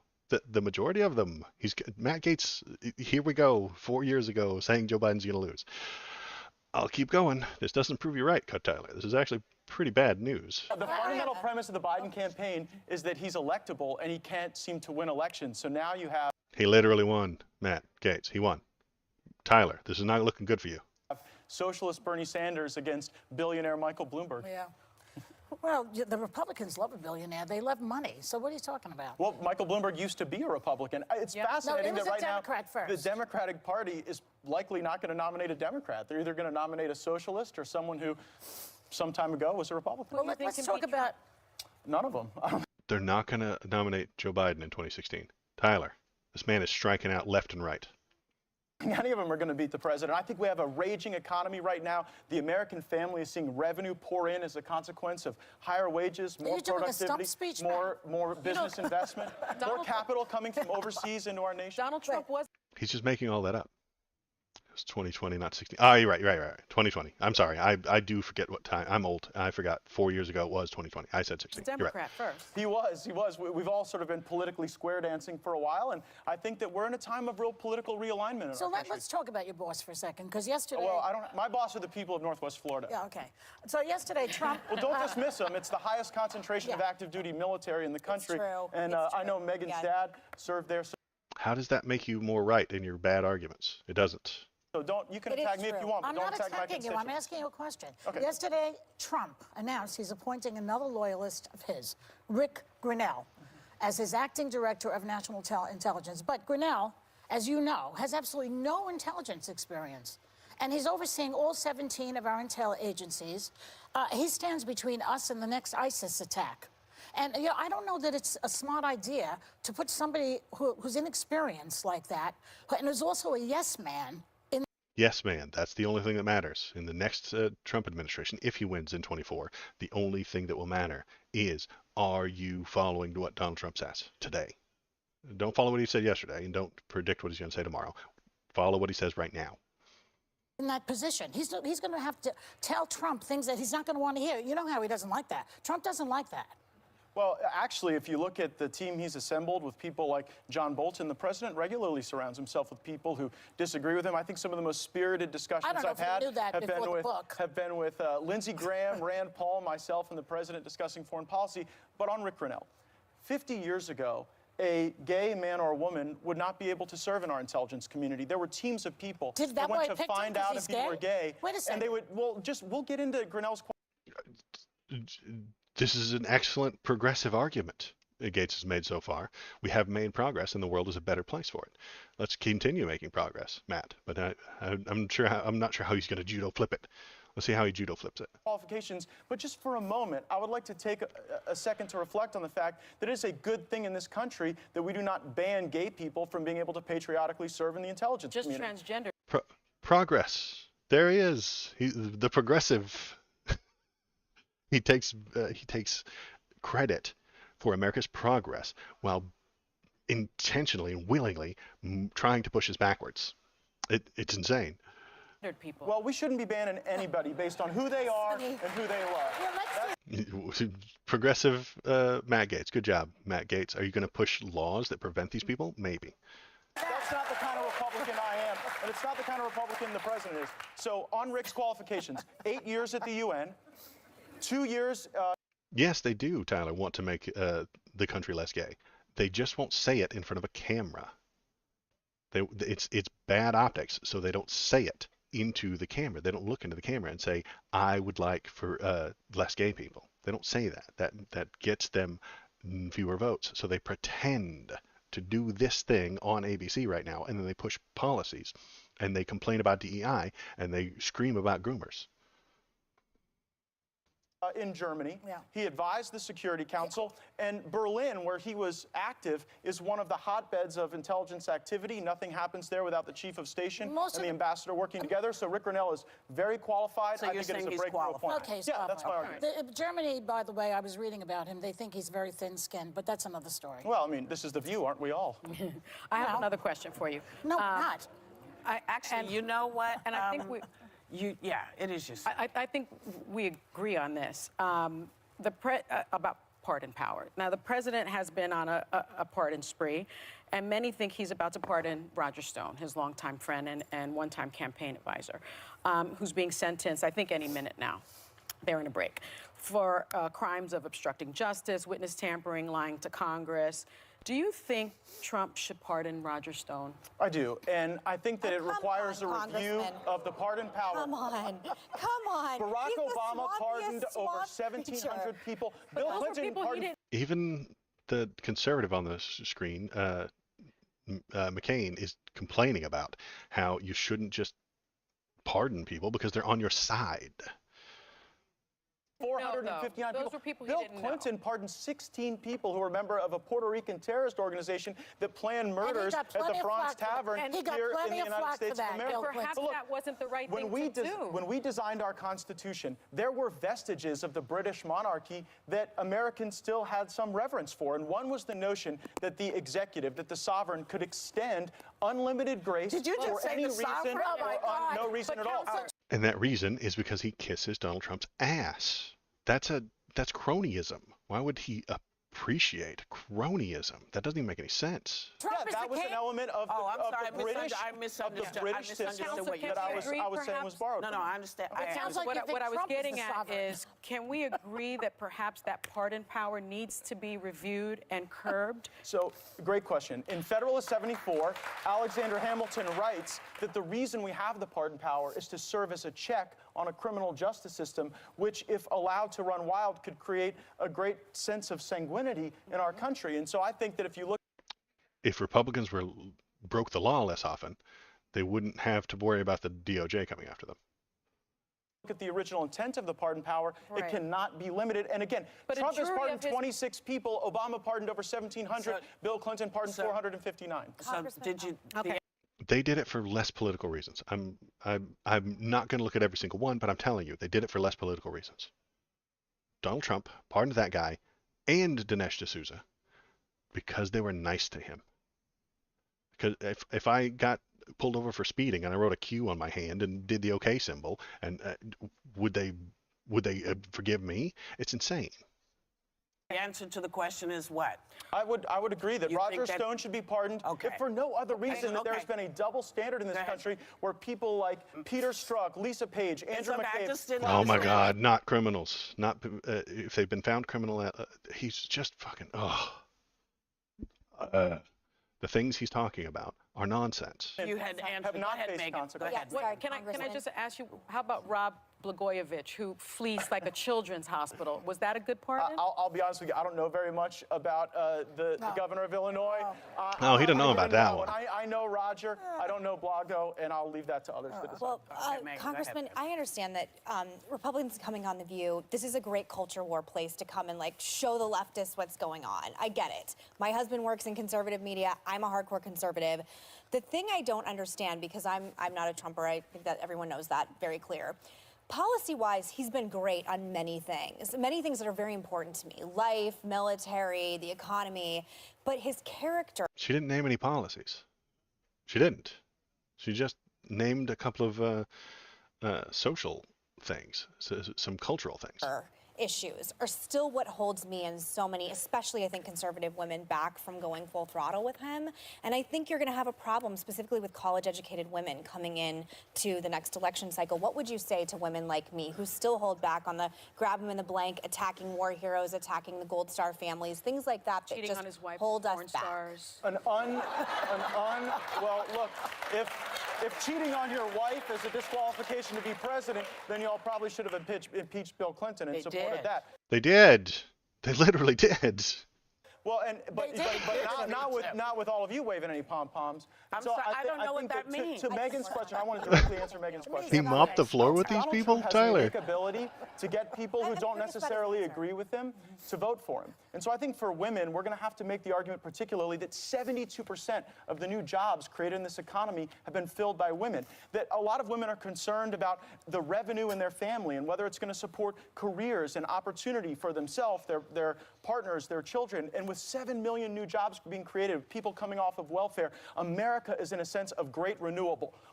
We've got a comeback president running against the throwback left and the Venezuela wing of the Talking Democratic points, Party. bumper stickers. He did not even win that conversation, Tyler. Like, he did such a bad job there. Failed predictions and empty talking points that don't mean anything. He didn't mention a single policy. He didn't talk about a single damn thing.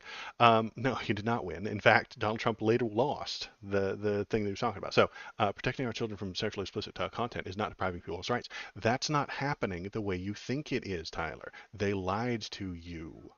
The groomer panic is not any different than the satanic panic in the 80s. It's exactly the same. It's not actually happening the way they tell you it's happening. They're lying to you to get you excited, to get you riled up, to get you fired up, and because they're con men. Total Wars Master, thanks for coming in. Agreed. How did he win? Everything his predictions were wrong, and everything he said was not related to anything substantial.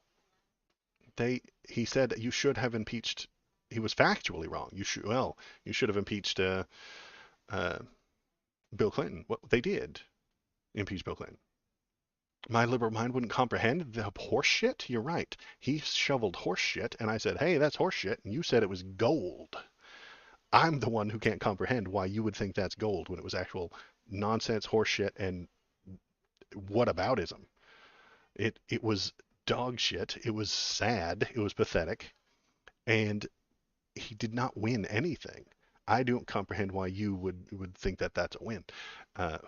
So we're gonna move on to the next story, and then I'll turn on TTS and we'll play a video game. How's that sound? So if you want to stick around for the TTS, stick around. I'll turn it on. It'll be totally free. We've seen this nationally with many school libraries and outright sexually explicit material. They have things that are appropriate for the level, for the age range. You know what I mean? 15-year-olds can, in fact, have sex and get pregnant, which means you need to train them and explain to them why it's a bad idea and what is safe and what's harmful. That's a fact, man. And if you give only those 15-year-olds Sesame Street to watch and baby cartoons, they won't pay attention to it. They won't take the things that they won't learn the things that they need to learn. Yeah, man, humans have sex. Exactly. So you need to train them on how to do it properly and in the least dangerous way. Reduce the amount of danger, not increase it. And a lot of the things that they're screaming about within those school libraries generally are things that like teaching children what is not okay. Teaching children the signs of sexual abuse. Teaching young children what sexual abuse is and how to avoid it and who to tell if it happens is a good thing. That's great. That means that they won't keep it secret. That's how child abusers used to get away with it for such a long time. Back when America was great again, back in the 50s, the people who were abusing children is because the children didn't know that it was wrong and they couldn't tell anybody and they kept it secret. That's a bad thing. Middle school fiction books specifically talking about sex is insane. Middle school ages are often 11 to 14. You know that do you not remember being 11? Because I do. I was very interested in women. I was very interested in girls. We started having girlfriends. All of a sudden, you started having girlfriends and stuff like that in middle school. Middle school drama is dramatic. You start having interest in the opposite sex at that age. So you need to explain it to them, to teach them how to do it right and proper and not dangerously. Wokeism must end this country. Marxism hatred needs to be wiped out of this land. Marxism and wokeism is just the thing you don't like, Tyler. Anything you don't like is woke. I don't like this car engine. This car engine is woke. So an 11-year-old reading an explicit book about sex is good. That's not what I said, but you don't hear what I have said because you have brainworms that interpret the things that I say into something else. Don't do that. I suggested that they need to be taught and educated at the right amount, at the right level, at the right time. You have brainworms. No, you. No, you. All right, last section, and then we'll turn on text-to-speech.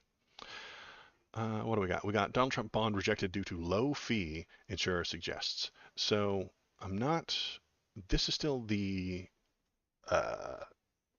one is still up in the air. We're not sure what's going to happen with this, but it's another delay tactic. The billionaire behind the company that helped him pay his bond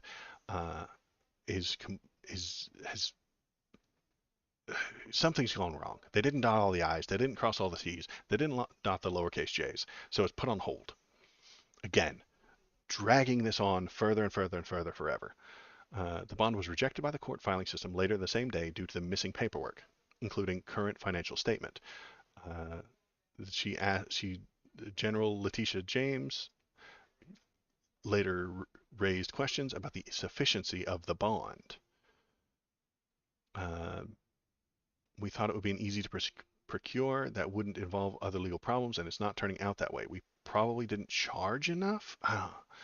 They didn't turn in some piece of paperwork, and so now it gets dragged out even further. And I think there's a hearing on a court hearing is scheduled on April 22nd to discuss the details of the bond, which he will then fire his attorney or something like that, and they'll have to drag it out until May, and then once May's date comes around, we'll have to push it back a little bit farther, and he'll get the amount set, or the people backing the amount will have a problem. It's all a delay tactic so that he can win in 24 and then make it go away. He will hire people into the DOJ that will do exactly everything he's ever said, and they will abandon all reality to make this go away. They will break the law. They will bend the law. They will hire people who will break the law. They will get rid of any judge who stands in their way. They will just make it go away. There is no justice when it comes to Donald Trump, because he will make it to where he is right all the time and never wrong. How do you do this in open access school library? Well, it's the middle school. You put middle school appropriate books in the middle school, and then you put the high school appropriate books in the high school, and then you have educators determine what is right for these kids. Those educators have gone to college to understand childhood psychology, what they need and what they are, and what helps them. So that's what happens. But again, if it disagrees with your current beliefs, you'll just invent a new belief that says, oh, those educators are they went to college. They're college liberal cucks. They went to one of those liberal colleges, and it made them into communist Marxists. So anytime something disagrees with you, you'll create a new belief and tack that on top. But your legs shake at the idea of debating with a proven conservative black radio host, nationally recognized author and activist Larry Elder. I don't know who that is. If he wants to come on the stream, he could. But the 11-year-olds were the ones getting the explicit material. Of course they were, boss. They went looking for it. Why do you think they went looking for it? Why do you think 11-year-olds sneak under their parents' bed to look at the Playboys? Why do you think 11-year-olds go looking for that stuff? Because they're curious. So what happened was that an 11-year-old who's a little scamp goes and finds out that there's a book in the library that talks about dirty stuff, and he went and he sought it out. Of course he did. I was in 4th grade, I want to say.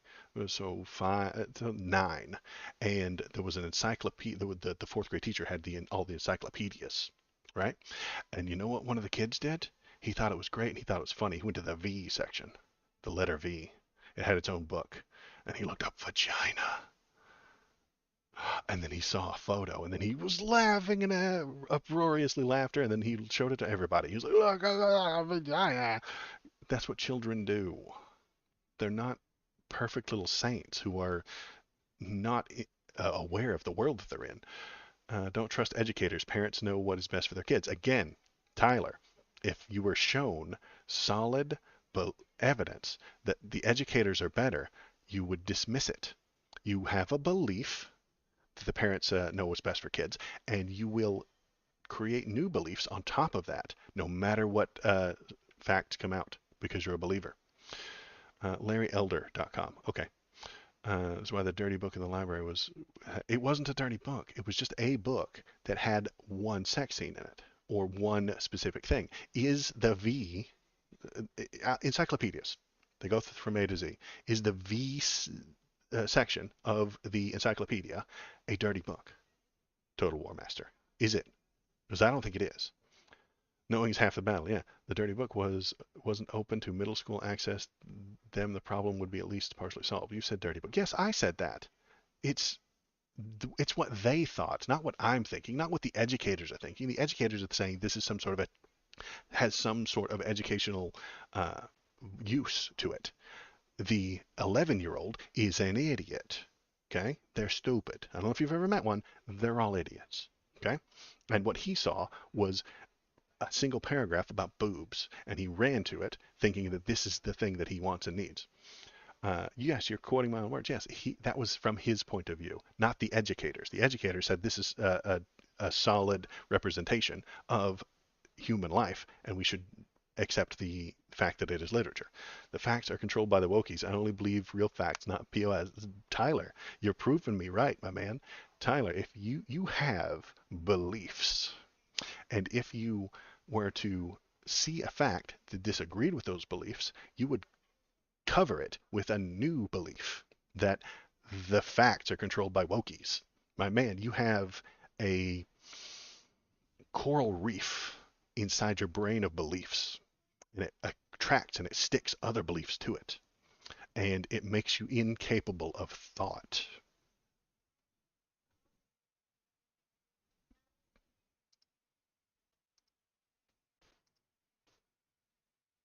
Turning on TTS right now. Okay, there we go. The lovely Lady Canuch is here. So conservatives are dumb and liberals are smart. No, I'm talking about belief. There's a difference between thoughts and beliefs. Beliefs tend to glom onto each other like plaque inside an artery, like barnacles. Beliefs are the barnacles of the brain, my man. If you have too many, they'll all stick together and you won't be able to function because you're bogged down by the weight of those beliefs. And when new information comes in, if there was solid evidence that you disagreed with, you wouldn't accept it. You would cover it, you would smother it with another barnacle of belief, then say things like the facts are controlled by the wokies. You're being anti-factual right here. You really are. And I can't explain So any that to you. belief is bad.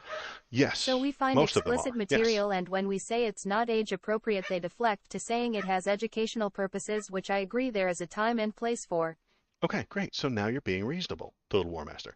Tyler the Goat, yes, most beliefs are bad and wrong. You shouldn't have any. You should strive to have zero beliefs. Oh, okay, so believing in God in your view is bad. Yes, it is a belief, and it permeates your brain. It creates all these little tendrils inside your brain that Wow. other beliefs glom onto. Yes, I'm a militant atheist. I always have been. That belief in your head will be abused by people in charge. It will. And they will give you new beliefs, and your new beliefs will glom onto those. And you get this crusted barnacle inside your brain of all your beliefs. It's a lattice work of barnacles. I'm painting a vivid picture here, I think. Total War Master, yeah. I bet you're divorced and sad. No, not at all. I've been married for 900 years. No, I've been married for 22 years or so, and then never had any divorces. If I wanted to, I could be a Republican politician, my man. I absolutely could. I can speak with the proper Southern accent. I can put on the Southern accent. I can talk about how I've been married to the same woman for the last 22 years, and I have one child that we had on time, 0 abortions, no, and she doesn't take birth control right now. So, and I'm from Texas, and I could run as a Republican, except it would be disingenuous, and I wouldn't want to. Total War Master, we find that explicit material, and when we say it's not age appropriate, they deflect by saying it has educational purposes, which I agree with. There's a time and place for. So you're being reasonable here. So if you found that in there and took that to the Board of Education, and said, I don't think this is acceptable, that's fine. That's the system working, Total War Master. It's how it works. That decision to take it out or leave it in would be made by people who have the children's best interest in mind. The people who went to college to learn how to educate children. It's not easy. You can't just yell things at them like my dad did. It doesn't work. So that decision would be made at that level, not by Matt Gaetz. Matt Gaetz has no fucking idea how to educate children. Most senators don't know how to do anything other than get elected. Donald Trump has no idea how to educate children, yet he will go onto the stump, he will go into in front of the camera, and he will tell you what needs to be done. You should leave that to the people in charge, the people who are experts. And if you don't like those experts, then tell them what they're doing wrong, try and convince them to your side, and vote for a different person at the school board. That, I think, is acceptable. Souls and you're like a TYT robot cultists. Caricature of the red, yeah, Tyler, you like a caricature of the red hat, yeah. Bet you divorce. Sad now, Souls, and you're like a TYT robot cultist. What about me is robotic? My Board of Education, I think one person has college degree. That sounds like a terrible plan. Shouldn't there be more? Or do you want less college degrees on your education board? Because I think more would be better. I think diversifying that would be a good thing too. But that's the D in DEI, so I it don't might be think it dangerous. matters. You don't think it matters? Okay. Well, if the people are educated on how to educate children, I think that would be a good idea. If they have a career in making children smarter, that's a good thing. If they're a politician who's trying to push right-wing MAGA ideas, that's not a good idea. That's not the person you want educating the children, because I think that they're pushing indoctrination at that point. Yes, I know everybody blames the other side for indoctrination, but that's kind of the way I see it, as the country is more progressive. Even Matt Gaetz 10 minutes ago said the country's more progressive. Hey, shouldn't you be excited that gay guy got elected or got chosen for this position? So the country continues and will continue to move to the left. There's no way around it. We're further left today than we were last year and 10 years ago and 15 years ago. We're further to the left. We just are. Gay people are allowed to exist. They're allowed to get married now. They weren't allowed to be around. And before that, we had the civil rights era where black people were treated like second-class citizens. And before that, we had the Reconstruction era where black people were just treated shitty. And before that, they were actually slaves. We are moving. We are progressing. The more degrees a person has, the less common sense they have. I think that's something I think dumb the people board's say. job is to represent the people and to gently guide the school on how it should operate. I think its direct involvement should be the emergency step when the school itself isn't. I can appreciate that. Total War Master, you're being reasonable. I'm kind of agreeing with you. Tyler, the more degrees a person has, the less common sense they have. That's something dumb people say. Really is. You got street smarts, don't you? That's another thing that dumb people say. So yeah, if the board is not representing the people, gently guide the school on how it should operate, I can agree with that. But sometimes the people are stupid. Sometimes the parents are dumb and need their children to be smarter. And if you can appreciate that, then there will always be conflict between the people and the educators. At Tyler the Goat One, this is an individual by individual basis. I agree. Yeah. Look at this guy being reasonable. What was I going to do? Oh, yeah, I was going to turn the game on. Let's turn on Death Must Die, and we'll continue with the push to... Turn the friggin' frog! Oh, goodness. You turned a freaking frog gay. Total War Master, I appreciate you turning a frog gay. That's very nice of you. You did it. You followed me, which turns a frog gay. Hope you're proud of yourself. I'm proud of you. So let's start up. Why did it not do the entire voice clip? I don't understand how you can clap at Biden for the destruction of our country. What destruction? It's not happening, Tyler. The people who are saying that it's destroyed are lying to you. They're taking advantage of your beliefs to suggest to you that it is being destroyed. Economic inflation illegals. The economic problems, I think, listen, are caused by the wide companies. Rampant border. Wide rampant border. That makes our country better, Tyler. Are you not blind? Worse. At Tyler the Goat One, I just can never no matter nearly what vote for Biden due to his gun stances. Those immigrants are going to make our country better, Tyler. Why are they here anyway? Because they want to work, because they want jobs, because they want to be a part of the country. They want to be Americans, and they will do a bunch of difficult work, and they will make our country better. You've been told that they're going to poison us and yes, legals, kill us not all. illegals. All of them. Doesn't matter. No difference. The illegal people ought to be treated in such a way that they can become legal. Give them a path toward citizenship, and they will be citizens. They will be paying taxes. They will be working. They will be productive members of the society, and your society will get better, stronger because of it. And the people who are against that generally are I doing am it for legal immigration, not illegal. Why do you support people breaking laws? because the law is bad and dumb, Tyler. There used to be laws about returning runaway slaves. But that is not a law I would follow. England used to be the legal owner of the colonies, but we didn't think that was a good idea, and we fought against it. The Boston Tea Party was a destruction of private property, and we cheer for it. Man, America is built and operated by rebels. So why are you such a follower to the law? I'm being facetious there.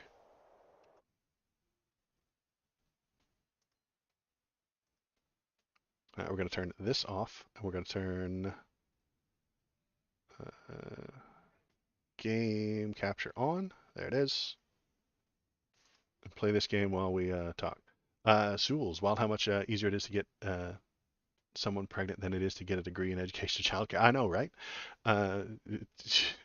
The education and childcare requires decades of practice and work and stuff like that, and getting somebody pregnant only takes like a minute and a half.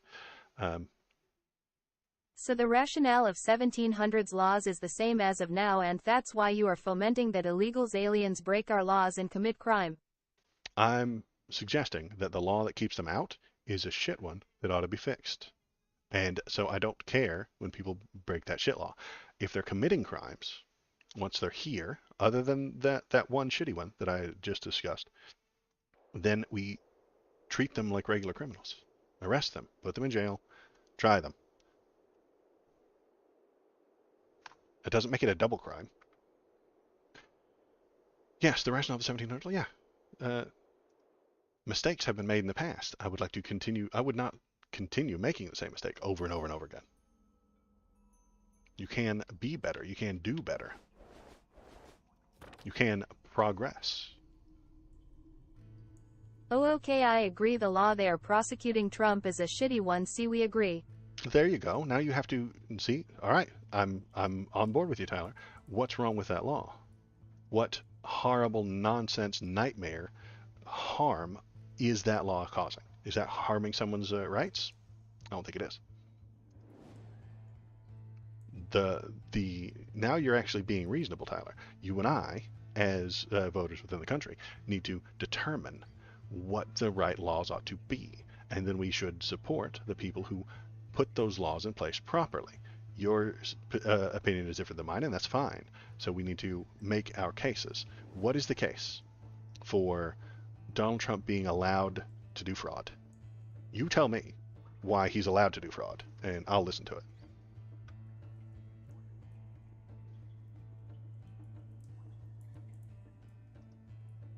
What is wrong with the law keeping illegal aliens out and having sovereignty?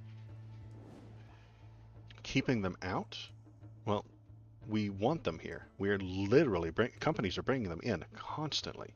They're being brought in often to do work, and then they're being booted out. That's silly. Companies, if you go to Texas and you eat a salad, you are supporting illegal immigration. You are. If you eat a tomato in the southern half of the state, it was picked by an illegal person.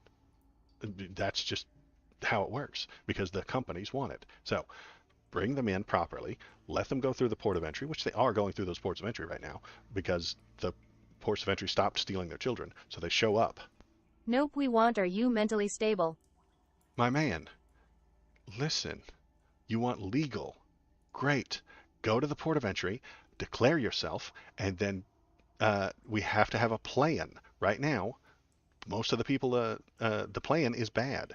They go to the port of entry, they declare their asylum, they would like to come into the country, and we do nothing. We faff about, we goof around, we don't give them any plan, we don't send them to a place where they can find a job and find work. We just do nothing, because Dems don't do that much. Okay, so why are you for illegal immigration? Because if it were me, I would do it too. If it were, if my life and my family's lives were on the line, I would break the law to get here and give them a better life. Would you steal bread to feed your starving family? It's a moral issue.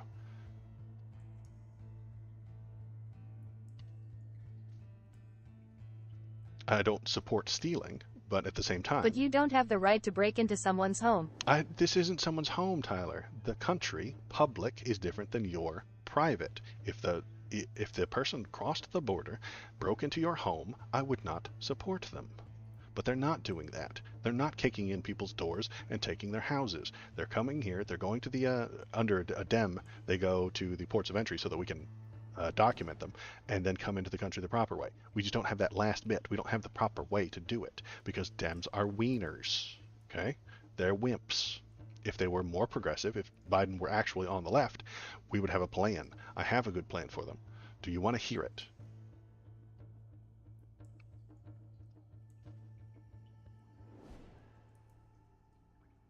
I don't know where this cat is, but it's dying. All right. We have a proper way. No, we don't. We do not have a proper way. We have half-assed laws that change every week. Not every week. Every 4 years. Every 4 years, the laws change again because there is no proper way. The proper way is long, slow, and entirely under the whim of Republicans who do not want more legal immigration. They don't want. They hate the illegal, and they don't want more legal immigration. So they make it hard, they make it expensive, they make it slow so that more people don't do it. They don't want it.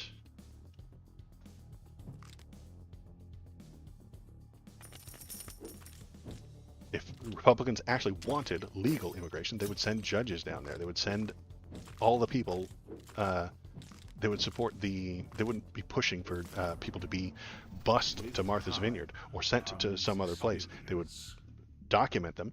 They would come up with a plan on putting them into a place where they need to be and give them jobs. That's my plan. That's the leftist plan. Is well, not every leftist, but my plan anyway. My idea is to give them something to do and a place to be. Have them build their own cities. There's lots and lots and lots of federal land. That's what I would do. 1, have them show up to a port of entry. 2, document them. Find out if they're wanted by the police of their country. If they're criminals, if they've got a criminal record, then don't let them in. See? You can agree with that, right? And if they don't, if they're just poor people running away from the horrible nightmare drug cartels that America caused, then you can, at that time, put them on a bus to a place that they'll build themselves. Have them build their own cities. Put the Army Corps of Engineers in charge of directing them.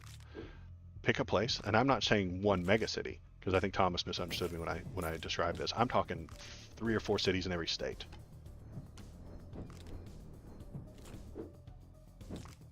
Have them build it. Have them build the infrastructure. Have them build the stuff. Hire American contractors to oversee it.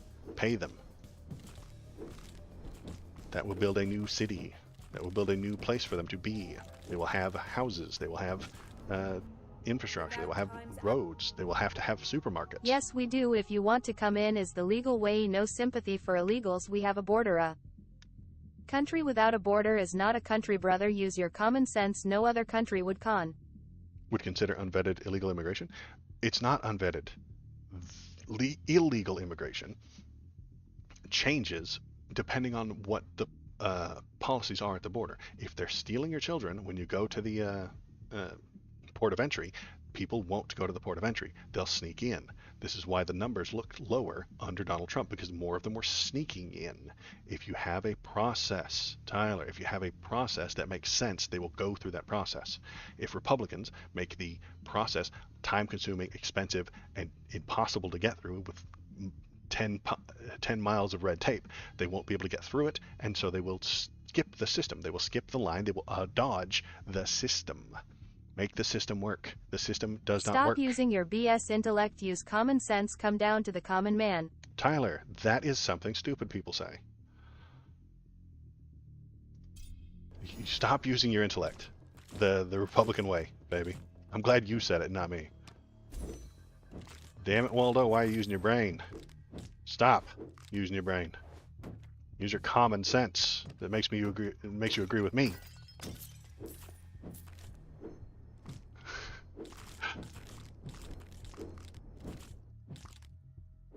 Anywho, the plan, the good actual process that would work, would set up a whole bunch of federal land for the the building of new cities. We would bus the people there, determine on who needs what and what skills you have. You would put an entire jobs program together and figure out who needs to be where. If we need more plumbers in the Ohio city, we would send more plumbers there. If we needed more, if you have experience with stuff like with electricians, and we need some in Idaho, we would send some over there. Then they could build their own cities and they would live there.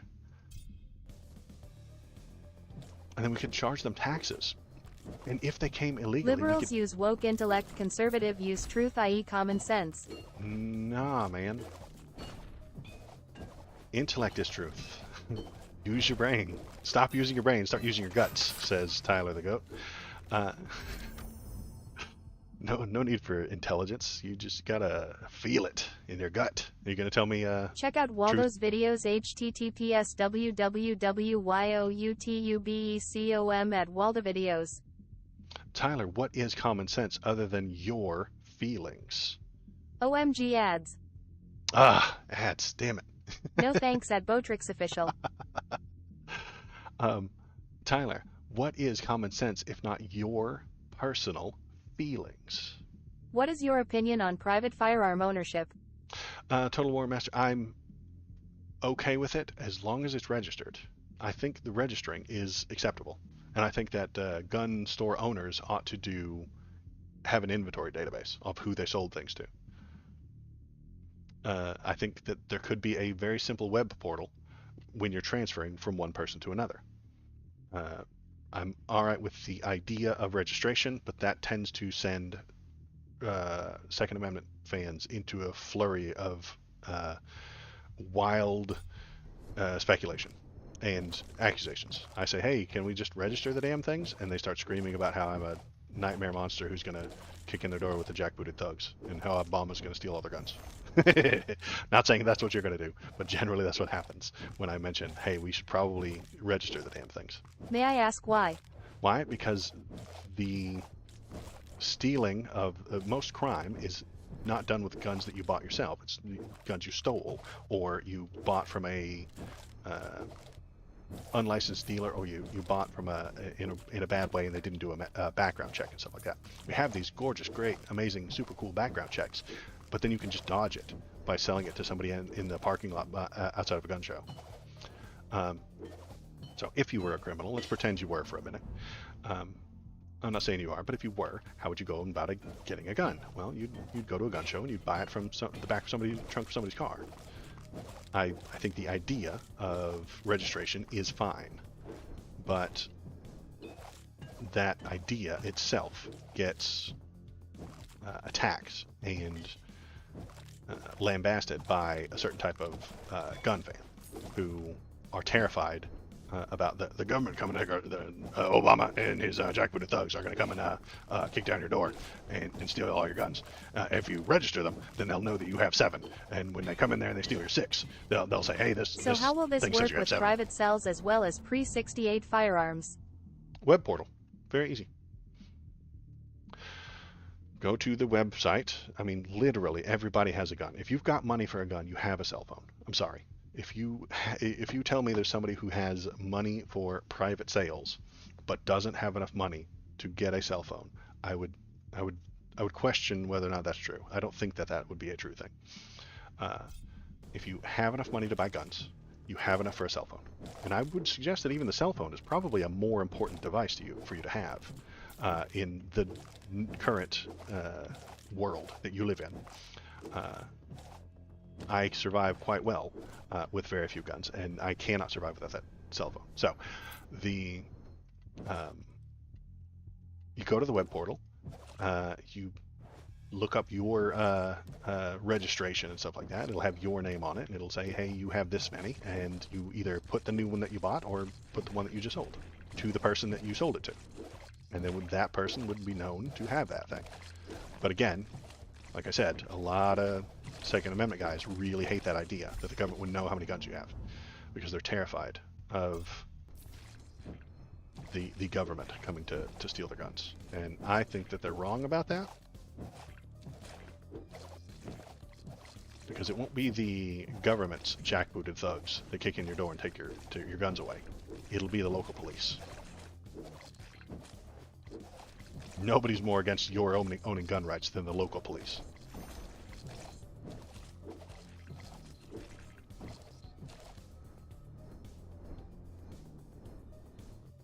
But it's a weird blind spot that most fans of the Second Amendment have. They're terrified that Obama's jackbooted thugs are going to stop in and steal their guns, but I think it's going to be the local police that do it.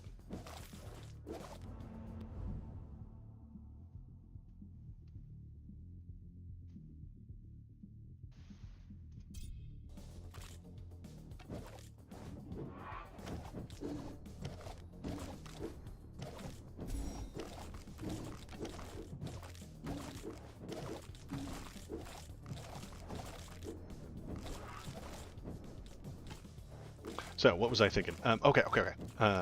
The immigration thing. So we've got all the people there. They've registered down on the at the port of entry down on the southern border. We take them to a place in a new city that's being built. We put the Army Corps of Engineers in charge of building that city and directing them, and then we hire some general contractors that we need for the planning and stuff like that in case they don't know how to build a specific type of structure. That's fine. The manual labor is done by the people there. The specific labor is taught to those people so that they have job skills. This is now a jobs program for the new people that are coming into the country. So, wild idea. As soon as that's built, if there are more people, they come in, they learn stuff like that. Once that's built, what do we do with those people? This was the question that Thomas had for me the other day. So Thomas was like, okay, well, what happens to now there's way too much labor? Well, yeah. What do we do with them now that they're all really good at building houses? We decommodify houses in America. You heard me. Decommodify that shit. Starting at a certain date, the only person you can sell a house to is the government. And I know this is the one that's going to freak everybody out.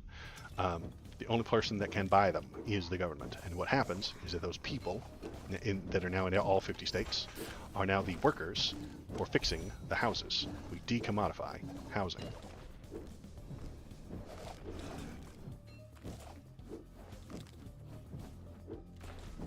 And if we need to build more houses, they will build more houses. If we need to maintain the houses, we already have an entire workforce in every state that would help maintain them. Because buying and selling houses for a profit is the reason we have housing shortages. The real estate companies, the very large, gigantic, multi-billion-dollar international companies that want to make more money, intentionally, willingly, keep the supply of houses low so that the value goes up. That doesn't help you. That helps them. And it helps you once you buy into the system by buying a house. Because now you're in the system. You need that house price to go up. You need your mortgage. You need your house that you bought. My thing is I can see criminals doing a few things fraudulent robberies saying your gun was stolen. In a robbery when you effectively sold it to someone too. Here is the current breakdown of obtainum. 10% legally purchased from a gun seller, 10% found at a scene and brought by someone else, 11 illegally purchased, 15 given to friends, family, 40% from a black market. Right. And that black market, I think, would go down if we start registering the things. If let's imagine that I bought one. I bought a 9mm handgun. Great. I had it. I registered it. And then I don't touch that web portal. I don't do anything. But 4 years later, it's on the black market and someone has committed a crime with it. It would give you a way to track it and figure out what I did with it. Did I get it stolen and not register it? Well, I would call that a misdemeanor. I wouldn't call that a felony. Did I sell it to somebody who shouldn't have had it? That might be a felony. I mean, is that not a felony right now? Which goes back to the stolen thing. Sure. Criminals doing a few things for fraudulent robberies, saying your gun was stolen by robbery. Yeah, and if you have if you have 7 robberies a year documented, and they take your guns every time, and your bank account goes up, maybe somebody could put that together. A smart detective could link those things together. I'm not saying it's perfect. I just suggest that this is the one thing that we can do right now to make things a little bit better.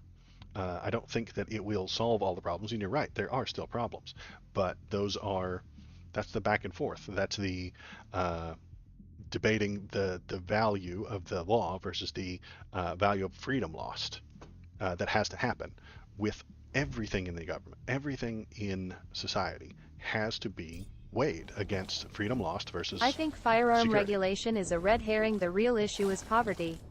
I agree completely. Poverty is a much bigger problem than firearms. I agree, because I think if the poverty goes away a little bit, the crime will go down, and if the crime goes down, then there's less reason to own one of those illegal firearms, and there's less reason to go and track one down, and try and get one. So if poverty were to lower, I think we would see fewer gun crimes. I can agree with that completely. For instance, correlation with poverty and homicide is very high. Yeah, I agree. And that is a sign that we ought to do something about the poverty. I think ITHNKO smething like 70. Yeah, I think we should be directing more of our plans and political arguments towards the reduction of poverty. I fully agree. Yeah, I think that's a good call. It's just the issue is I don't think a lot of conservatives generally agree with that statement. Total war. I'm not calling you out on whatever direction you are facing, but most of the conservatives I talk to would not agree with that statement. They blame almost everything on individual choices and honestly race and how you were brought up and stuff like that. It's easier to do those things, to blame it on those things.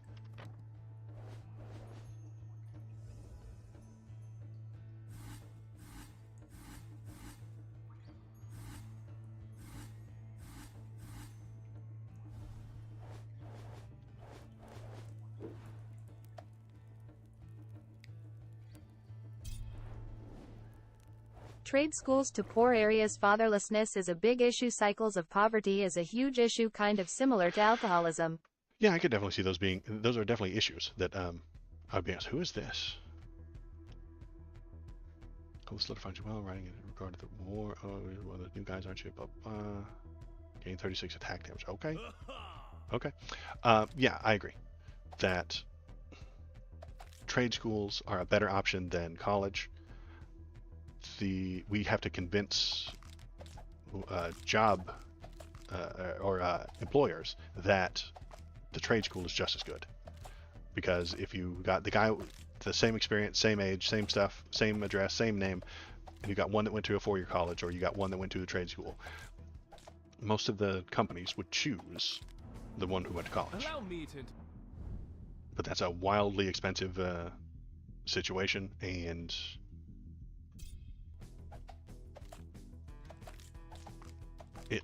what it leads to is you have to go to college or else you'll never get a job, which is a bad plan.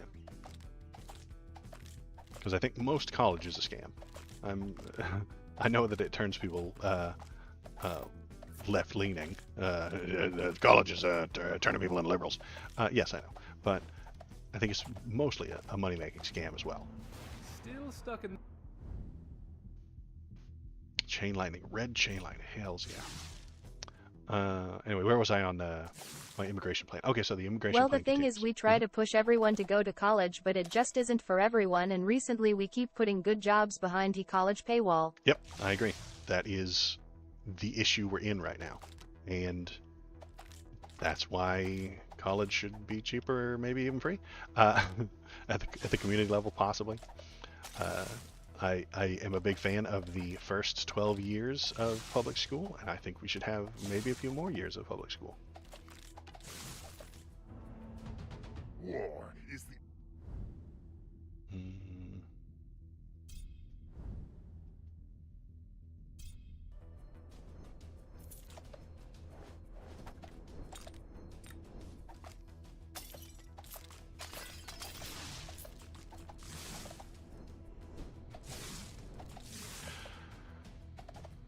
Immigration plan, though. Yeah, decommodify housing. I think that it would go towards a long way towards the thing you're talking about as well. The entire American economy is based on buying and selling each other's houses.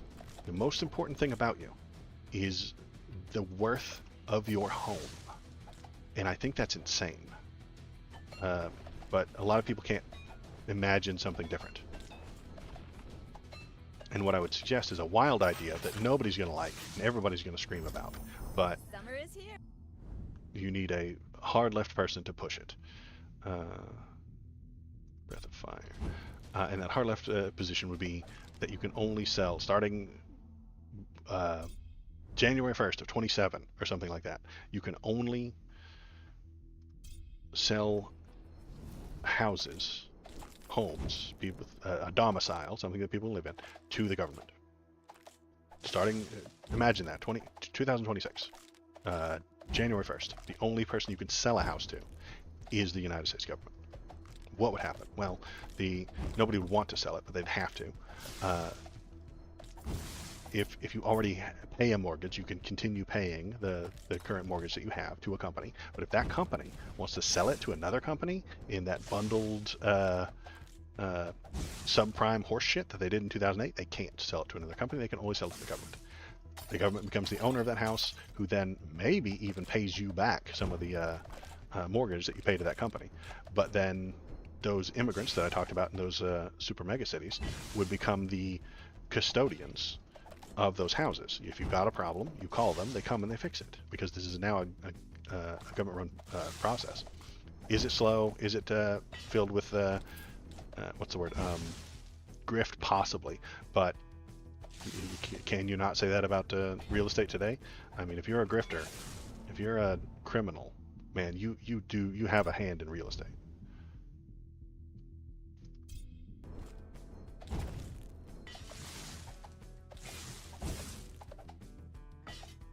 So that's my goofy, wild-ass idea, to fix immigration and housing at the exact same time. Well, I'd have to do one and then the other. You have to do the immigration thing first and then the decommodifying of housing.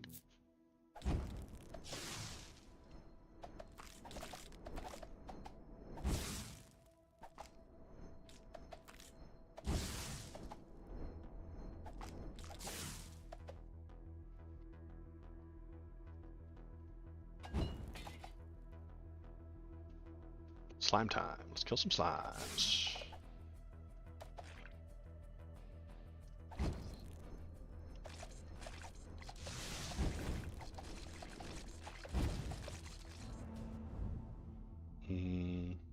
Spell damage increased by 8. It's pretty good.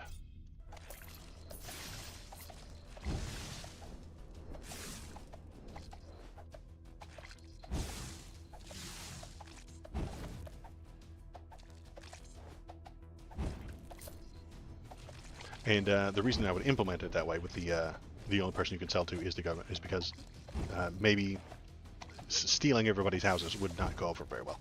And I don't want the government to steal them. I want them to be the person to pay them. And then, after 2 or 3 generations, every house belongs to the system. And every house being in that system would decommodify all of housing. It would take 2 generations probably.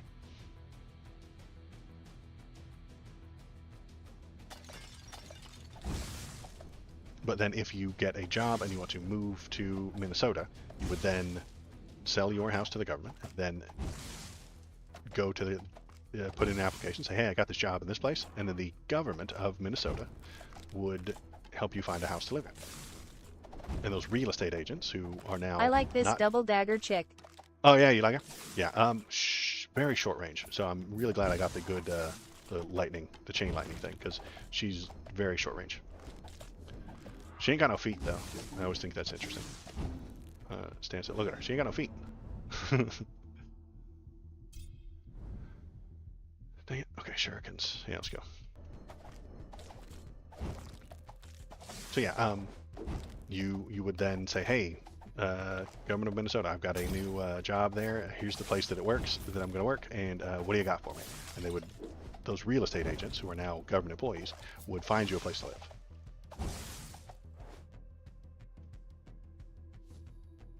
Depending on how many kids you have and how much room you need and stuff like that. And they'd show you some options, sort of similar to the real estate agents today, and they would get you into a place that's nearby the place that you need to be. That's the plan, anyway.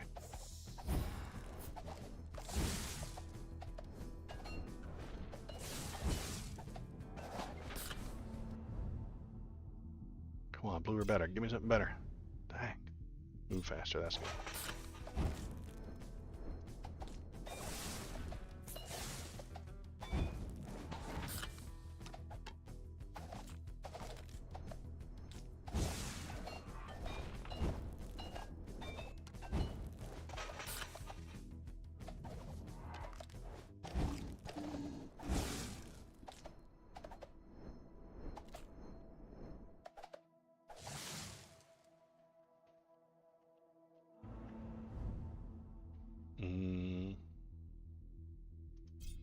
Breath of Fire seems to be working real well.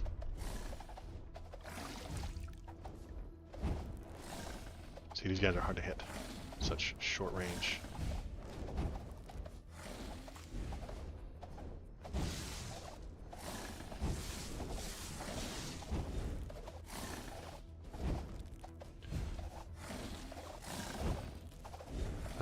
What does anybody think about the plan? The cockamamie half-assed goofy plan that I came up with. Or, tell me else what could go wrong with it. Why it's a bad idea.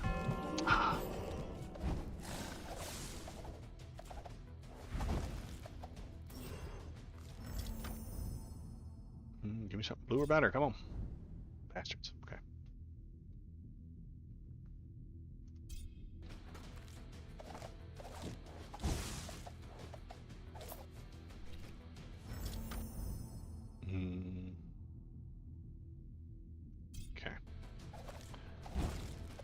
I think it's an interesting out-of-the-box idea.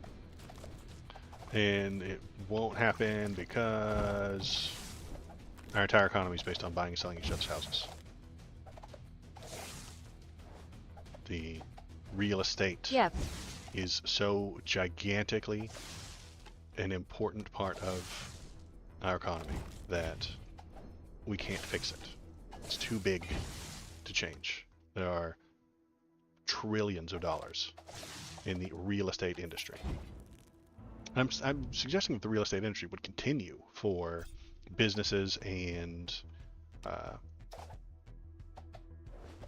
non-domicile type things. So they'd probably try to sneak away where they could call everything a business or something like that. And I'm doing a YouTube stream. I'm doing a live stream right in my house right now. So clearly this is my place of business. So I'd try and weasel my way out of that way. But again, you just need lawyers and a slow, boring DMV style administrative state that can straighten things out. Because everybody complains about the DMV, but God, it would be so much worse if it were run by people who are trying to turn a profit, you know?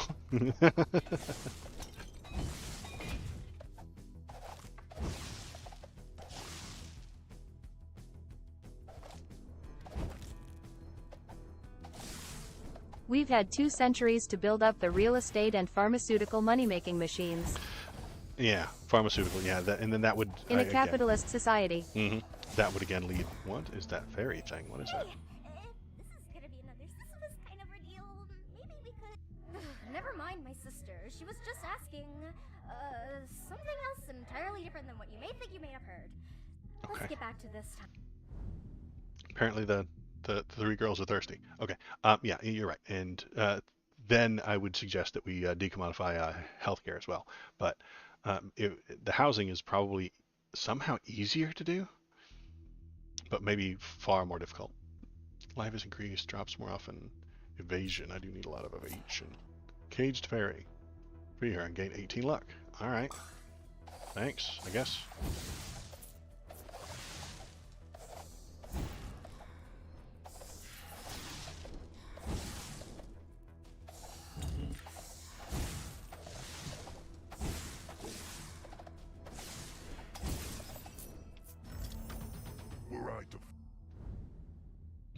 Come on, man.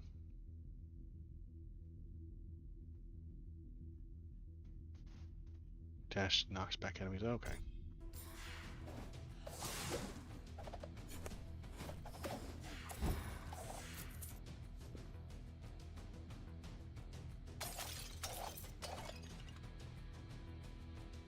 People who have money don't like anything that tamps their flow. Right, and that's the issue too. Is we've capitalized everything, and if you were to change that, somebody's going to lose money. I can't think of anything that isn't already part of the capitalistic system, and even the things that aren't, like public school, there are a lot of people who want it to be. I mean, for-profit schools exist at the college level, but there's also those charter schools, and there's private academies and stuff like that who want more money. And they don't get more money if the government is saying everybody gets free school, free good school, you know? They get more money by saying, hey, that free good school, that free school is not as good. Or they actively work to make it less good, which is what I think happens most of the time.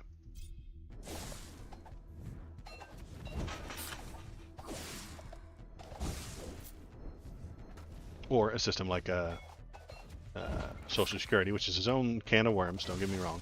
Social Security is an issue. But there's an awful lot of capitalists who want that system to be on the private stock market so that they can make more money from it.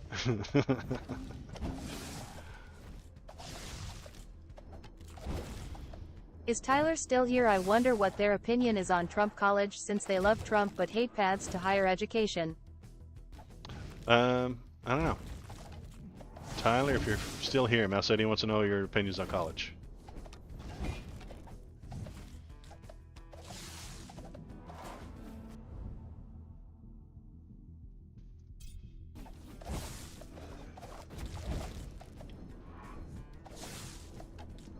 I can talk about college. I think it's a scam.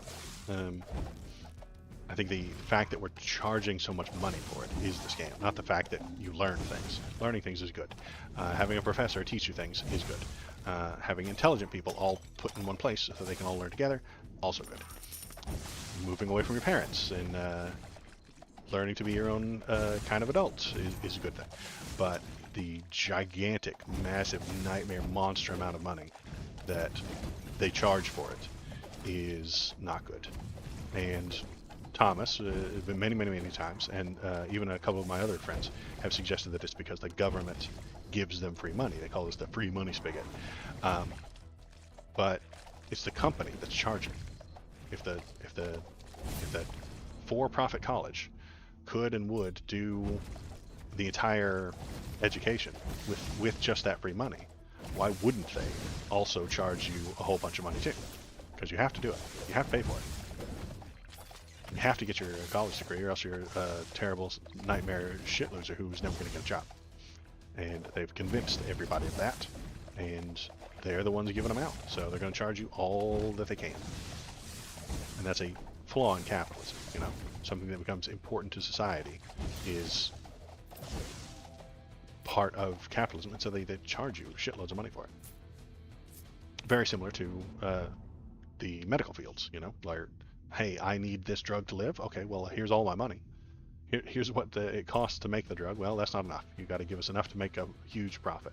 And the more important that drug is to you, the more profit that they're going to try and squeeze from you. Same thing for education. Same thing for housing. And this is the flaw of capitalism: is that the more you need the thing, the more likely they're gonna be able to charge you for it.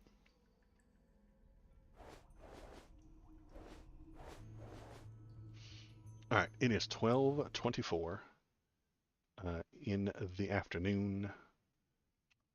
I am going to go and eat some lunch. That's it for me today. I appreciate everybody who came in. Thank you for the new follower. Thanks for all the wonderful, super cool chats. I appreciate it. I appreciate it. I appreciate everybody who's here. If you're here, if you're feeling like you need to tell us your opinion, feel free. Hop into the chat. Thanks, Waldo. Take care. Enjoyable stream. Discord. https Discord GG Beignet Tridix 8. That's the Discord. If you come across any sort of story that you want to talk about in the future, feel free to hop in there, drop it in there. I will be back on Monday morning, out of nowhere, Monday morning, to watch the world fall apart at the end of the world because of the eclipse.